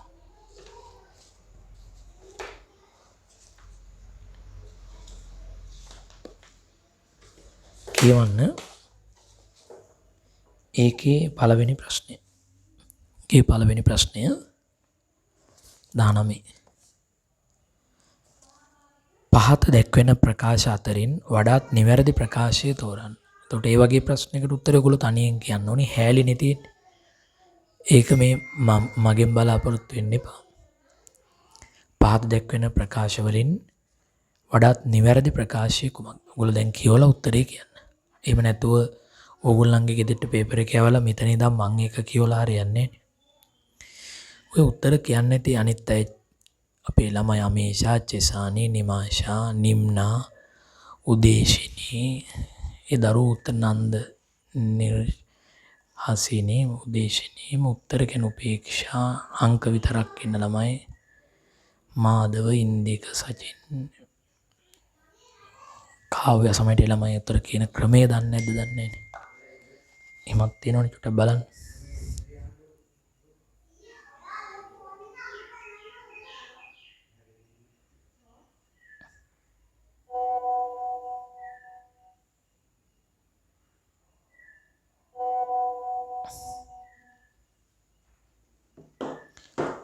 එතකොට මොකක්ද උත්තරේ? මූල්‍ය ගිණුම්කරණයේදී මූල්‍ය ප්‍රකාශ පිළියෙල කරන අතර කළමනාකරණ ගිණුම්කරණයේදී අවශ්‍ය වන ගිණුම් පමණක් පිළියෙල කරයි. මූල්‍ය ගිණුම්කරණ වාර්තා අභ්‍යන්තර හා බාහිර පාර්ශ්ව දෙකටම සපයන අතර කළමනාකරණ ගිණුම්කරණ තොරතුරු කළමනාකරණ සපයන ඇත්තටම උත්තරයේකී 2. ඒතර හැලී ප්‍රශ්න වලට උත්තර මම කියනවා ප්‍රශ්න අංකේ 1 උත්තරේ 2. හොඳයි. දැන් එන්න ප්‍රශ්න අංකය 2.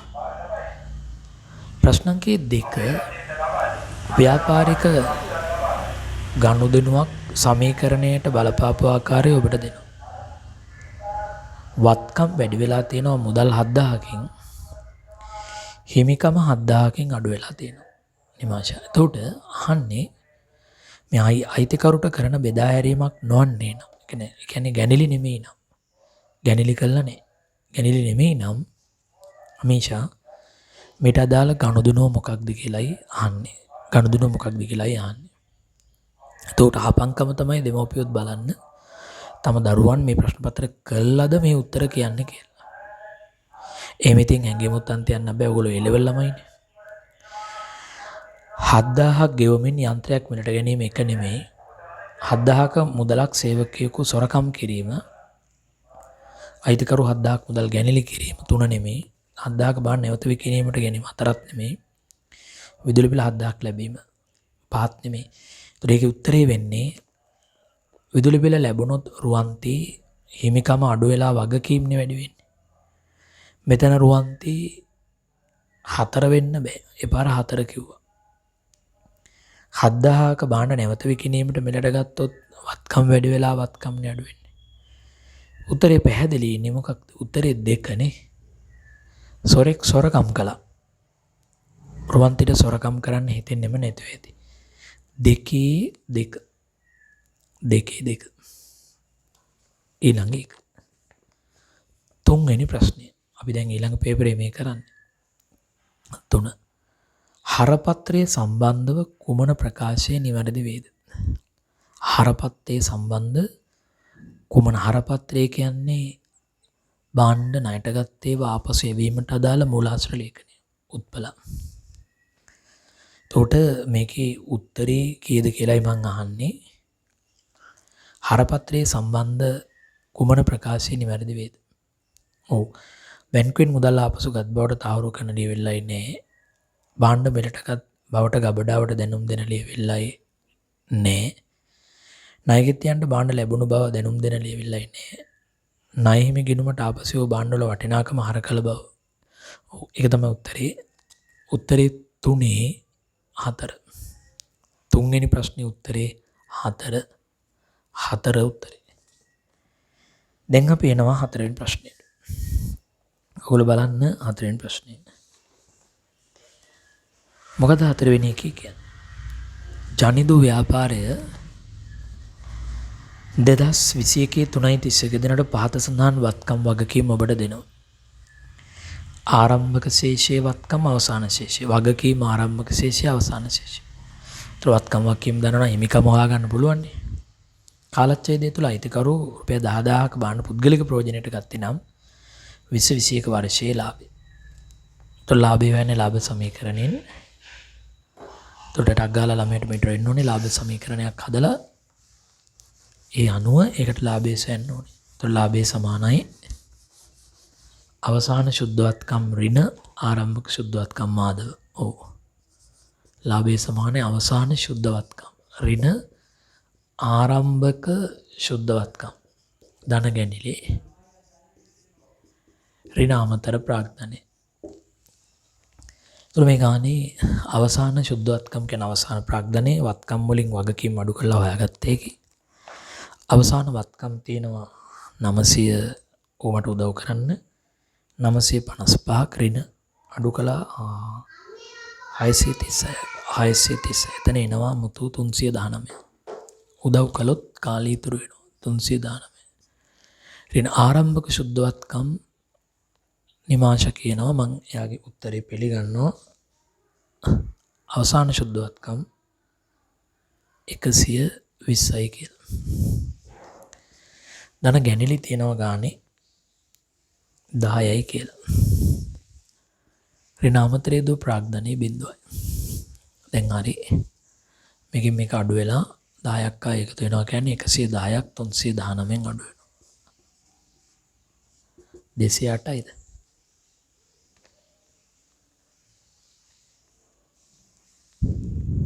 209යි. ඒතර 209යි උත්තරේ.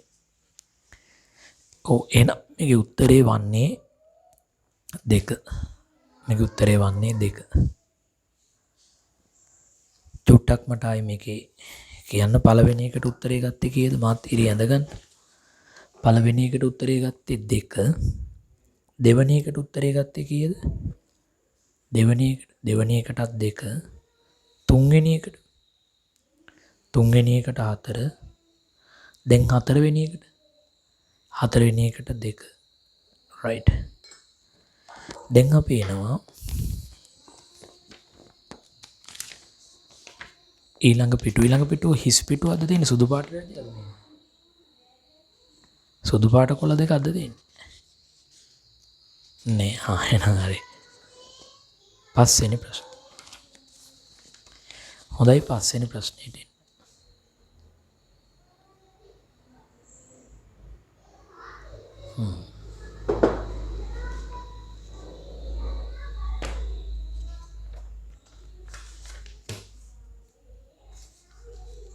පස්වෙනි ප්‍රශ්නේ කියනවා සීමා සහිත රණතුංග පොදු සමාගම වැට් සඳහා ලියාපදිංචි එකතු කළා ගැසන් ලැබෙන සමාගම. ඒතර මේගොල්ලෝ වැට් සඳහා රෙජිස්ටර් වෙලා තියෙන්නේ 2021 3.31 දිනෙන් අවසන් වසරේ පහත තොරතුරු ඔබට දෙනවා. ගැනුම් වැට් නැතුව විකුණුම් වැට් එක්ක ගෙවූ වැට් අනුපාතය අවසානයේ ගෙවිය යුතු වැට් දෙනවා. අවසානයේ නෙමෙයි ආරම්භයේ ගෙවිය යුතු වැට් නම් මූලතත්ත්ව ප්‍රකාශනයේ අවසාන ප්‍රමාණය කීයද කියලා අහනවා. ඒකට ඒක අපිට පුළුවන් MCQ එක වැට් පාලන ගිණුමකින් හදන්න කියලා. මට ඒක ටෙක්නික් එක ටක් ගාලා ඔලුවට යන්න ඕනේ කොහොමද හදන්නේ කියන එක. වැට් පාලන ගිණුම. ඒතර ආරම්භයේ ගෙවිය යුතු වැට් ප්‍රමාණයක් තියෙනවා 20යි. ඒක බැර පැත්තෙන් ඉදිරියට ගන්නවා. මාදව. ෂෙයිගේ 20යි. ගැනුම් වැට් නැතුව 500ක් තියෙනවා. 500ට 10 කියන්නේ 50යි. ගැනුම් මත යෙදූ වැට් වත්කමක් වැට් පාලන ගිණුමට හර වෙනවා 50 ගැනුම්. විකුණුම් තියෙනවා වැට් එක්ක 990යි. එහෙනම් ඒකාස්සේ තියෙන වැට් ප්‍රමාණය කීයද? මේකාස්සේ වැට් තියෙනවනේ. එහෙනම් 110න් බෙදලා 10න් වැඩි කරනවා. මේකට මේ කැපෙන 11ක් 1.9යි. 90යි. ඒකාස්සේ තියෙන වැට් ප්‍රමාණය 90යි. ඒක විකුණලා එකතු කරගන්න වැට් වගකීමක් වැට් පාලන ගිණුමට බැර වෙනවා විකුණුම් කියලා අනුව. විකුණුම් ගිණුම හර වෙනවා. ඊළඟට රජයට ගෙවලා තියෙනවා 50ක්. ඒක මුදල් බැර වැට් පාලන හර 50යි මුදල් කියලා.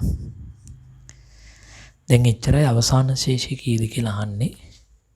මේ පැත්ත වැඩි 0යි 9 2 110යි 110යි 110න් 100ක් ගියාම 10යි පර්ගේ 10යි. එහෙනම් වැට් පාලන ගිණුමේ ශේෂය 10ක් වෙලා තියෙනවා. බැර ශේෂය. උට ඊළඟ ප්‍රශ්නය. මොකක්ද උත්තරේ? එයන උත්තරේ වැට් බදු වගකීම 10යි. උත්තරේ 1. ගවිෂ්ක උත්තරේ 1. ගවිෂ්ක හෝ ගවිෂ්කා. කා කියනකොට ඉරි කැල්ලක් ගන්න ක නම් ක. ප්‍රශ්නංකය 6. නැවතත් හැල්ලක් තියෙන්නේ හැලි නම් මට කියවන්න බෑ ඔබ උත්තරේ කියන්න. ප්‍රශ්නංකය 6. කීයද 6 උත්තරේ? හරි ලේසි ප්‍රශ්න නිමුතු 6 කියන්නේ. ව්‍යාපාරයේ 50000ක බඩු තොගයක් ණයට වික්කා නම් විකුණුමින් නොයිසි. මෙයින් 5000ක තොගයක් ආපසු එව්වා නම් බැරපත. ශේෂයේ 20000 පියවස මුදල් ලැබුණා නම් ලදුපත. ඊටු ටික බොල් ණය නම් පොදු ජනලයේ ජනල වවුචරේ. මොකක්ද උත්තරේ? 6 උත්තරේ. මූලික පොත් බැරියයි 23 පන්තියේ දවසේ උදේ කතා කරන්න ලින්ක් එක දෙන්නම්. 6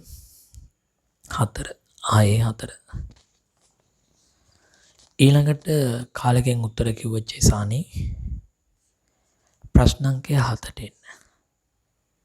7 ව්‍යාපාරයක මාසික සුළු මුදල් අග්‍රිමය 10000යි. එතකොට සුළු මුදල් අග්‍රිමය මාසෙකට 10000යි. කොයි මාසෙට හරි 10000යි.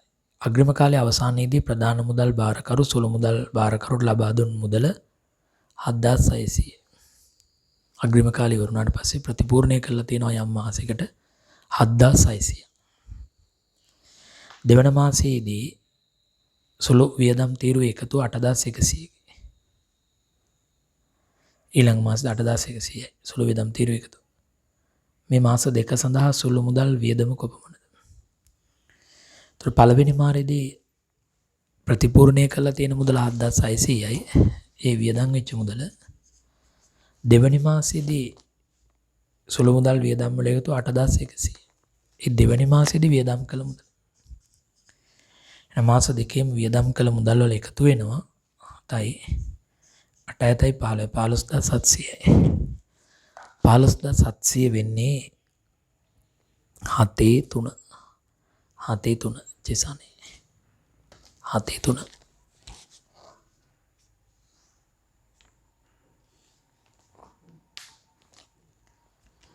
ඊළඟ එක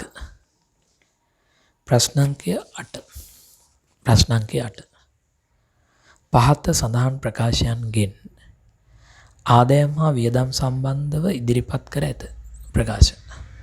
මේ ප්‍රකාශ අතරින් ඒ බලන මුදල් ගලා ඒමක් මගින් ආදායම් ජනිත වේ ඒක.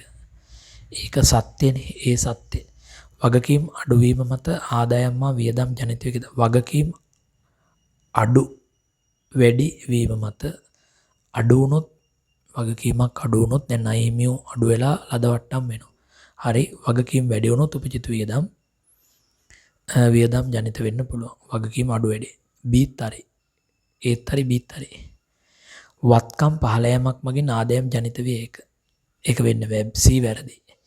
වගකීම් 15ක් තුලින් වියදම් ඇති වේ ඒක. වගකීම් අඩු වුණොත් හිමිකම වැඩි වෙන්න ඕනේ. වගකීම් අඩු වුණොත් හිමිකම වැඩි වෙන එකක් වෙනවා. හිමිකම අඩු වෙන්න බෑ වියදමක්.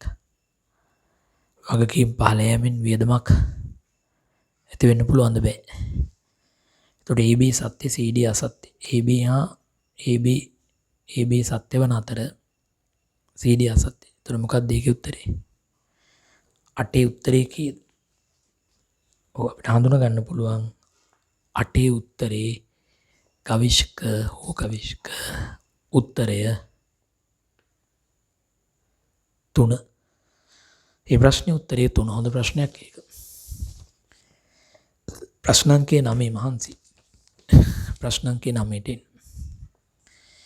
සිරිමල් සමාගම 2021 දින රුපියල් 50000ක භාණ්ඩ කුමාර සමාගමෙන් ණයට ගන්නවා. කුමාරයාගෙන් ණයට ගන්නවා සිරිමල්. ලද වෙළඳ වට්ටම 10%යි. මාසයක් ඇතුළතදී මුදල් ගෙවන්නේ නම් 5%ක වට්ටමක්ද අපිට හිමි වෙනවා. කාටද සිරිමල් සමාගම මාසයක් ඇතුළත ණය මුදල පියුවේ නම් මේ මුදල් ගෙවීම් ජනලයේ සටහන් කරනු ලබන කුමාර සමාගමට ගෙවන ලද මුදල. 50000ට 10% කියන්නේ 5000යි. ඒකට අපි 45000ක් ගෙවනකොට 5%ක වට්ටමක් ලැබෙනවා නම් 45000න් 5%ක් අඩු කරන්න. එන 45000 වැඩි කරන්න 95න් 0.95යි. ඒතර ගෙවපු මුදල එනවා කැල්ලකින් 42750යි. 42750 කියන්නේ 5. එතකොට දැන් MCQ 9ක් කළා අද පේපර් එකේ. දැන් 10.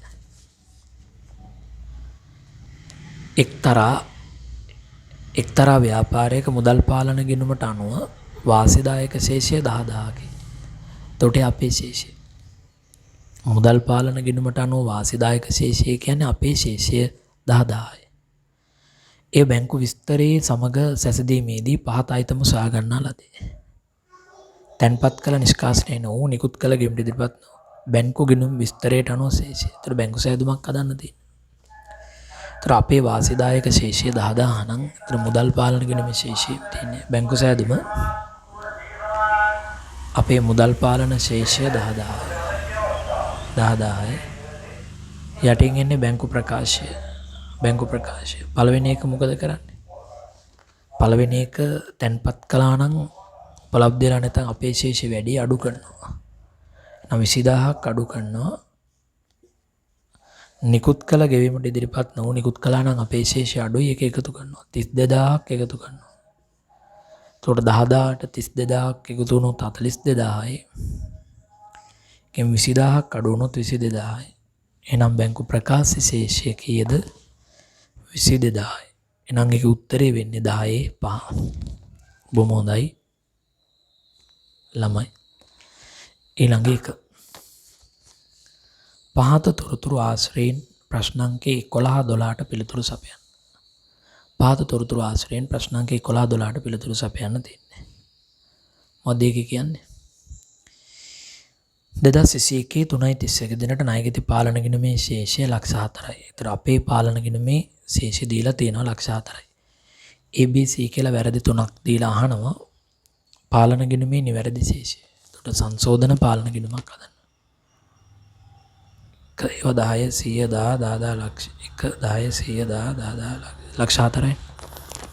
එතකොට සංශෝධන පාලන ගිණුමක් හදන්න තියෙනවා. සංශෝධන පාලන ගිණුමක් හදන්න තියෙනවා. ඒගොල්ලෝ රූල් කරන්න ඕනේ සංශෝධන පාලන ගිණුම. රූල් කරනවා කියන්නේ දැන් MCQ එකක් පොඩි ටී අකුරක් ගාලා විවරණය කරලා උත්තරේ ගන්නවා. උත්තරයක් නැත්තම් නෑ කියනවා. උත්තරයක් නැද්ද? ඒතර දැනට පාලන ගිණුමේ ශේෂය තියෙනවා ලක්ෂ 4ක්. පාලන 1 2 3 4 5 ලක්ෂ 4ක් තියෙනවා. පළවෙනි එක විකුණුම් ජර්නල ඒකතුව 370000ක් පාලන ගිණුමේ සටහන් කර ඇත්තේ 730000 කියලා නම් ගොඩාක් වැඩි. 730 නෙමෙයි ලියන්න ඕනේ 370 කීයක් වැඩිද? පාලන ගිණුම වල තියෙන 730ක් කියලා කීයක් වැඩිද? බිංදුව 13න් 7ක් 6යි 6න් 3ක් 3යි 360ක් පාලන ගිණුම වැඩි. ඒත් ඒක බැර කරනවා විකුණුම් පාලන ගිණුමේ විකුණුම් ලියවෙන්නේ හර පැත්තේ වැඩි නිසා ඒක අයින් කරන්න බැර කරනවා. ඒක උගුළු දන්නවා. ඊළඟට කපාහල බොල්නේ 10000ක් සහ දුන්නට්ටම් 15000ක් පාලන ගිණුමේ පමණක් සටහන් කර ඇත. පාලන ගිණුමේ ලියලා නම් ඒවා ලියන්න එපා. ඊළඟට බොල්නය ලෙස කපාහල ණයගැතියෙකුගෙන් ලද රුපියල් 20000ක මුදල් පාලන ගිණුමට හර කර බොල්නය ගිණුමට බැර කර ඇති. බොල්නය ගිණුමට බැර කර ණයගැති ලෙජරේද නිවැරදිව සටහන් කර ඇත. එතකොට ඒකෙදිත් සටහන මුදල් හර බොල්නය බැර තමයි පාලන ගිණුමට බලපාන්නේ. ඒක පාලන ගිණුමට එන්නේ නැහැ. පුද්ගල ගිණුම වලට එන්නේත් නැහැ. පාලන ගිණුමේ වරද කළා නැහැ එච්චරයි.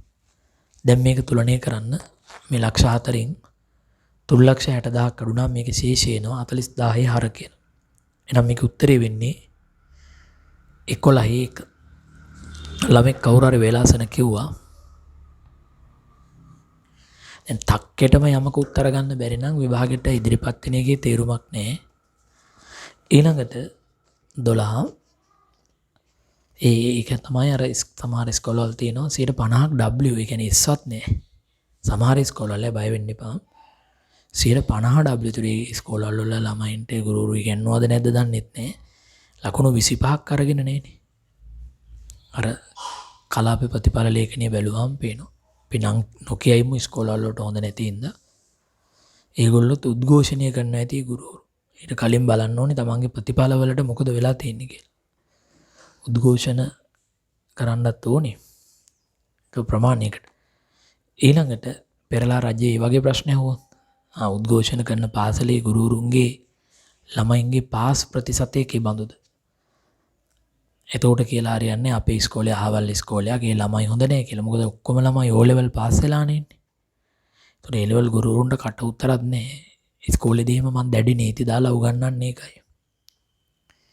දැඩි නීති දාලා මම ළමයෙකුට ඔළුවත් එහාම එහා ඔල්ලන්න දෙන්නේ නැහැ බනිනවා. ස්කෝල් ළමයි දන්නවා. නමුත් ළමයි ඉතින් මට බනින්නේ.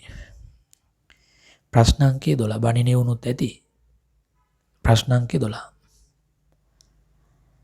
ණයගැති ලෙජරය සමග ණයගැති පාලන ගිණුම සැසඳීමේදී ABC දී ඇති තොරතුරු අතරින් කුමක් ණයගැති ලෙජරයේ ගැළපීම් කළ යුතුද? ඒ කියන්නේ උපලෙජරයේ පුද්ගල ගිණුම් වල සිදුවුණු දෝෂ මොනවද කියලායි නිමාෂා මේ අහන්නේ.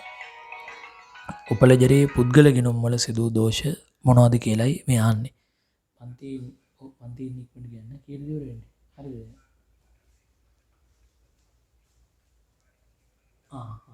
මම එන්නම් පුතා අපේ භාගිකින් පැයකින් විතර. හරි එතකොට ඊළඟ එක එනං එන්නේ විකුණුම් පාලන ගිණුමේ සටහන් ගෙත එකේ එන්නේ B එනවා C එනවා BC. එතකොට උත්තරේ වෙන්නේ ණයගැති ලෙජරයේ සමග ණයගැති පාලනය සැසඳීමේදී ABC හි ඇති තොරතුරු අතරින් කුමක් ණයගැති ලෙජරයේ ගැළපීම් කළ යුතුද? එතකොට A එන්නේ බොල්නෑ කපාරීම් සහ 15000ක් ණයගැති පාලන ගිණුමේ පමණක් සටහන් කර ඇත. ඒ කියන්නේ උපලෙජරයේ ලියලා නැහැ B එනවා බොල්නෑ කපාරීම් විසක් මුදල් පාලන ගිණුම අර ණයගැති ලෙජරයේද නිවැරදිව සටහන් කර ඇත කියලා තියෙනවා. ණයගැති ලෙජරයේද නිවැරදිව සටහන් කර ඇත. එහෙනම් ප්‍රශ්නේ ඉතින් B පමණයි. උත්තරේ වෙන්නේ 12/3. 12/3. දැන් 13ට එන්න. ණයගැති පාලන ගිණුම හා ණයගැති ශේෂ ලයිස්තු සංසන්දනය කිරීමේදී රුපියල් 200ක් අඩුවෙන් විකුණුම් දෛනික පොතේ එකතුව කර ඇති බව සොයා ගන්නලදී. උපයෝගී පොතේ එකතුව වරද්දලා තියෙනවා. ඕවා අපි හොඳට ඉගෙනනවා පාලන ගිණුම් වලදී. උපයෝගී පොතේ එකතුව වරද්දලා තියෙනවා. දෙවෙනි අහනවා ණයගැති පාලන ගිණුමට කළ යුතු ගැළපීම මොකක්ද? මොකද්ද වෙලා තියෙන්නේ? ණයගැති පාලන ගිණුමේ ණයගැති ශේෂ ලයිස්තු එකතු කිරීමේදී 200ක් අඩුවෙන් විකුණුම් දෛනික පොතේ ලියලා. ඒතර විකුණුම් ණයගැති පාලන ගිණුමට හර වෙන්න ඕනේ. එහෙනම් 200ක් හර කළ යුතුයි 13/1. 13 උත්තරේ 1. දැන් 14ට එන්න. 14 කියනවා අඛණ්ඩ පැවැත්ම සංකල්පෙන් අදහස් වන්නේ. අඛණ්ඩ පැවැත්ම සංකල්පෙන් අදහස් වන්නේ උත්තරයක් තියෙනවා. උත්තරේ වන්නේ අමුතු 4. 14 උත්තරේ 4. 14 4. දැන් 15 වෙනි ප්‍රශ්නය. ආදායම් අධිතක්සේරු නොවීමටත් වියදම් අවතක්සේරු නොකිරීමත් කළ යුතු බව කියවෙන ගිණුම් කරන සංකල්ප. එතකොට ලාභය අධිතක්සේරු වෙනවා කියන එකනේ ඕකෙන් තේරුම. නොකළ යුතුයි. ලාභය අධිතක්සේරු කරන්න එපා කියන්නේ ආරක්ෂණ සංකල්පෙන්. හමේෂා. එනම් 15 උත්තරේ 1. දැන් 16. ගැලපුම් සංකල්පයේ මගින් සිදු කරන්නේ. මොකද ගැලපුම් සංකල්පෙන් වෙන්නේ?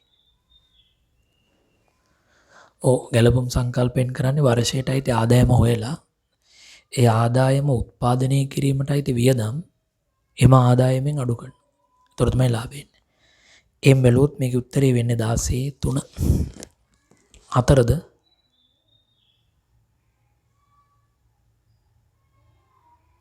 ඒ 4 කියලා කිව්වේ කවුද? නිදිමතේද? 4 16/3. ඊළඟට පේපර් එකේ 4 වෙනි කොලේ 19 පේපරය ප්‍රශ්න පත්‍ර පන්තිය 17A ඉහත සඳහන් ප්‍රකාශ සත්‍ය මොනවද කියලා අහන්නේ. ඒ බඩු තොගයක පිරිවැය හා ශුද්ධ උපලබ්ධි අගය නිසා දෙකින් අඩු අගය ගිණුම්කරණයට හසු කර ගැනීම ආරක්ෂණ සංකල්පයෙන් බැහැරවීමක නැහැ.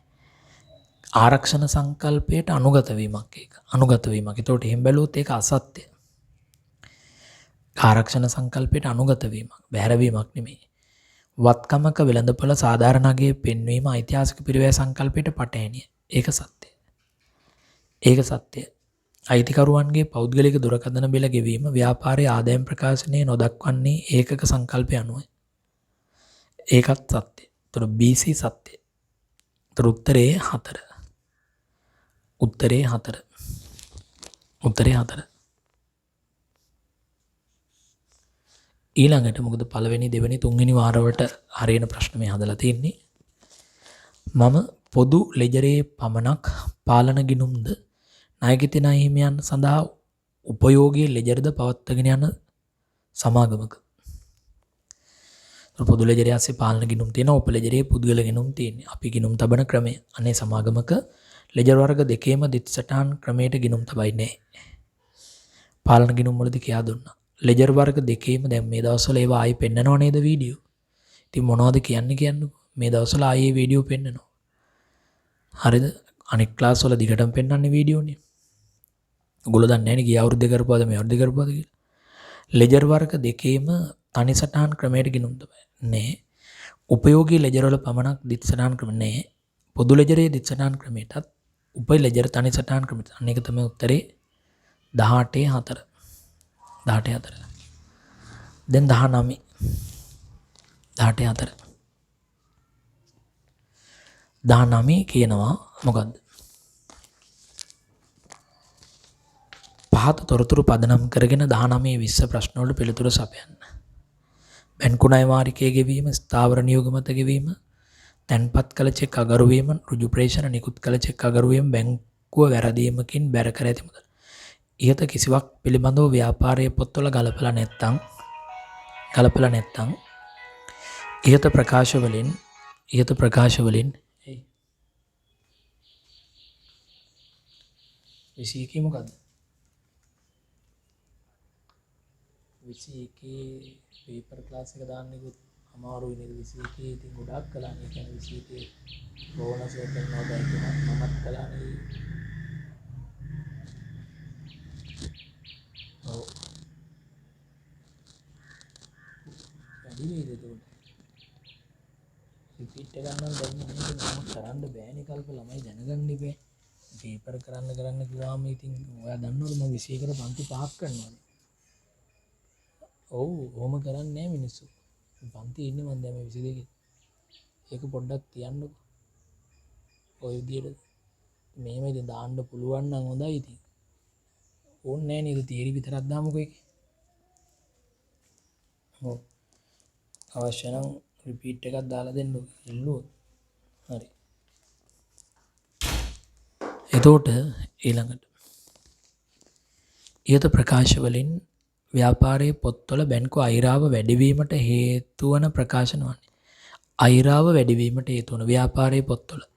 ඒතර ණය වාරිකය ගෙවුව ගමන් බැර අයිරාව වැඩි වෙනවා. ස්ථාවර නියෝග මත ගෙවුව ගමන් අයිරාව වැඩි වෙනවා. AB දෙකම. තැන්පත් කළ චෙක් අගනු තැන්පත් කරන්නේ අර පැත්තෙන් අගරු කරන්න බැර කරනවා. අයිරාව වැඩි වෙනවා. ඍජු ප්‍රේෂණ අයිරාව අඩු වෙනවා. නිකුත් කළ චෙක් අගරු වෙන අයිරාව වැඩි වෙනවා. අඩු වෙනවා. බැංකුව වැරදීමකින් මේක අපිට එන්නේ. ඒතර ABC උත්තරේ 19/1. මේ දවස්වල බැංකු සෑදුම් රූපරාමු පෙන්නනවා 19/1. 20 දෙනේ නවත්තමු. ඉහත ගැලපීම් කිරීමට පෙර ව්‍යාපාරයේ පොත්වල 35000ක අරශේෂයක් පෙන්눔 කළේ නම් ශේෂපත්‍රයේ පෙන්눔 කළ යුතු බැංකු ශේෂය. ඒතර දැනට අපේ ශේෂය 35ක් කියලා තියෙනවා 35000යි. මුදල් පාලන ගිණුමේ ශේෂය 35000යි. ගැලපීම් කිරීමට පෙර පළවෙනි එක ණය වාරිකයේ ගෙවීම බැර කරනවා. පාර දෙකක්වත් ගලපලා නැහැ කියනවනේ. ඊළඟට ස්ථාවර නියෝග මත ගෙවීම බැර කරනවා 20000යි. ඊළඟට තැන්පත් කළ චෙක් අගරු වීම තැන්පත් කරන්නේ හර පැත්තෙන් අගරු කරන්න බැර කරනවා. හරි. ඊළඟට ඍජු ප්‍රේෂණ හර කරනවා 14000යි. ඊළඟට නිකුත් කළ අගරු චෙක් නිකුත් කරන්නේ බැර පැත්තෙන් අගරු කරන්න හර කරනවා. හරි. තව බැංකුව වැරදීමකින් බැර කර ඇති මුදල. ඒ කියන්නේ බැංකුව කරපු වරදක් එච්චරයි. 0.0.0 10 15න් පා ඉතුරු එකක් 55000යි එකතු. එතකොට 55000 නම් එකතු වෙනස එනවා 0.0.0 මෙතන 8යි 5යි 13යි කියන්නේ 2යි ඉතුරු එකක් 3 1 4 1 12000යි. එතකොට සංශෝධන ශේෂය 12000යි කියලා එනවා. එහෙනම් ඒකේ උත්තරේ 4 හර ඇති අපි නවත්තමු. ආය අපි ඉදිරි දිනක කරමු. ආයුබෝවන්.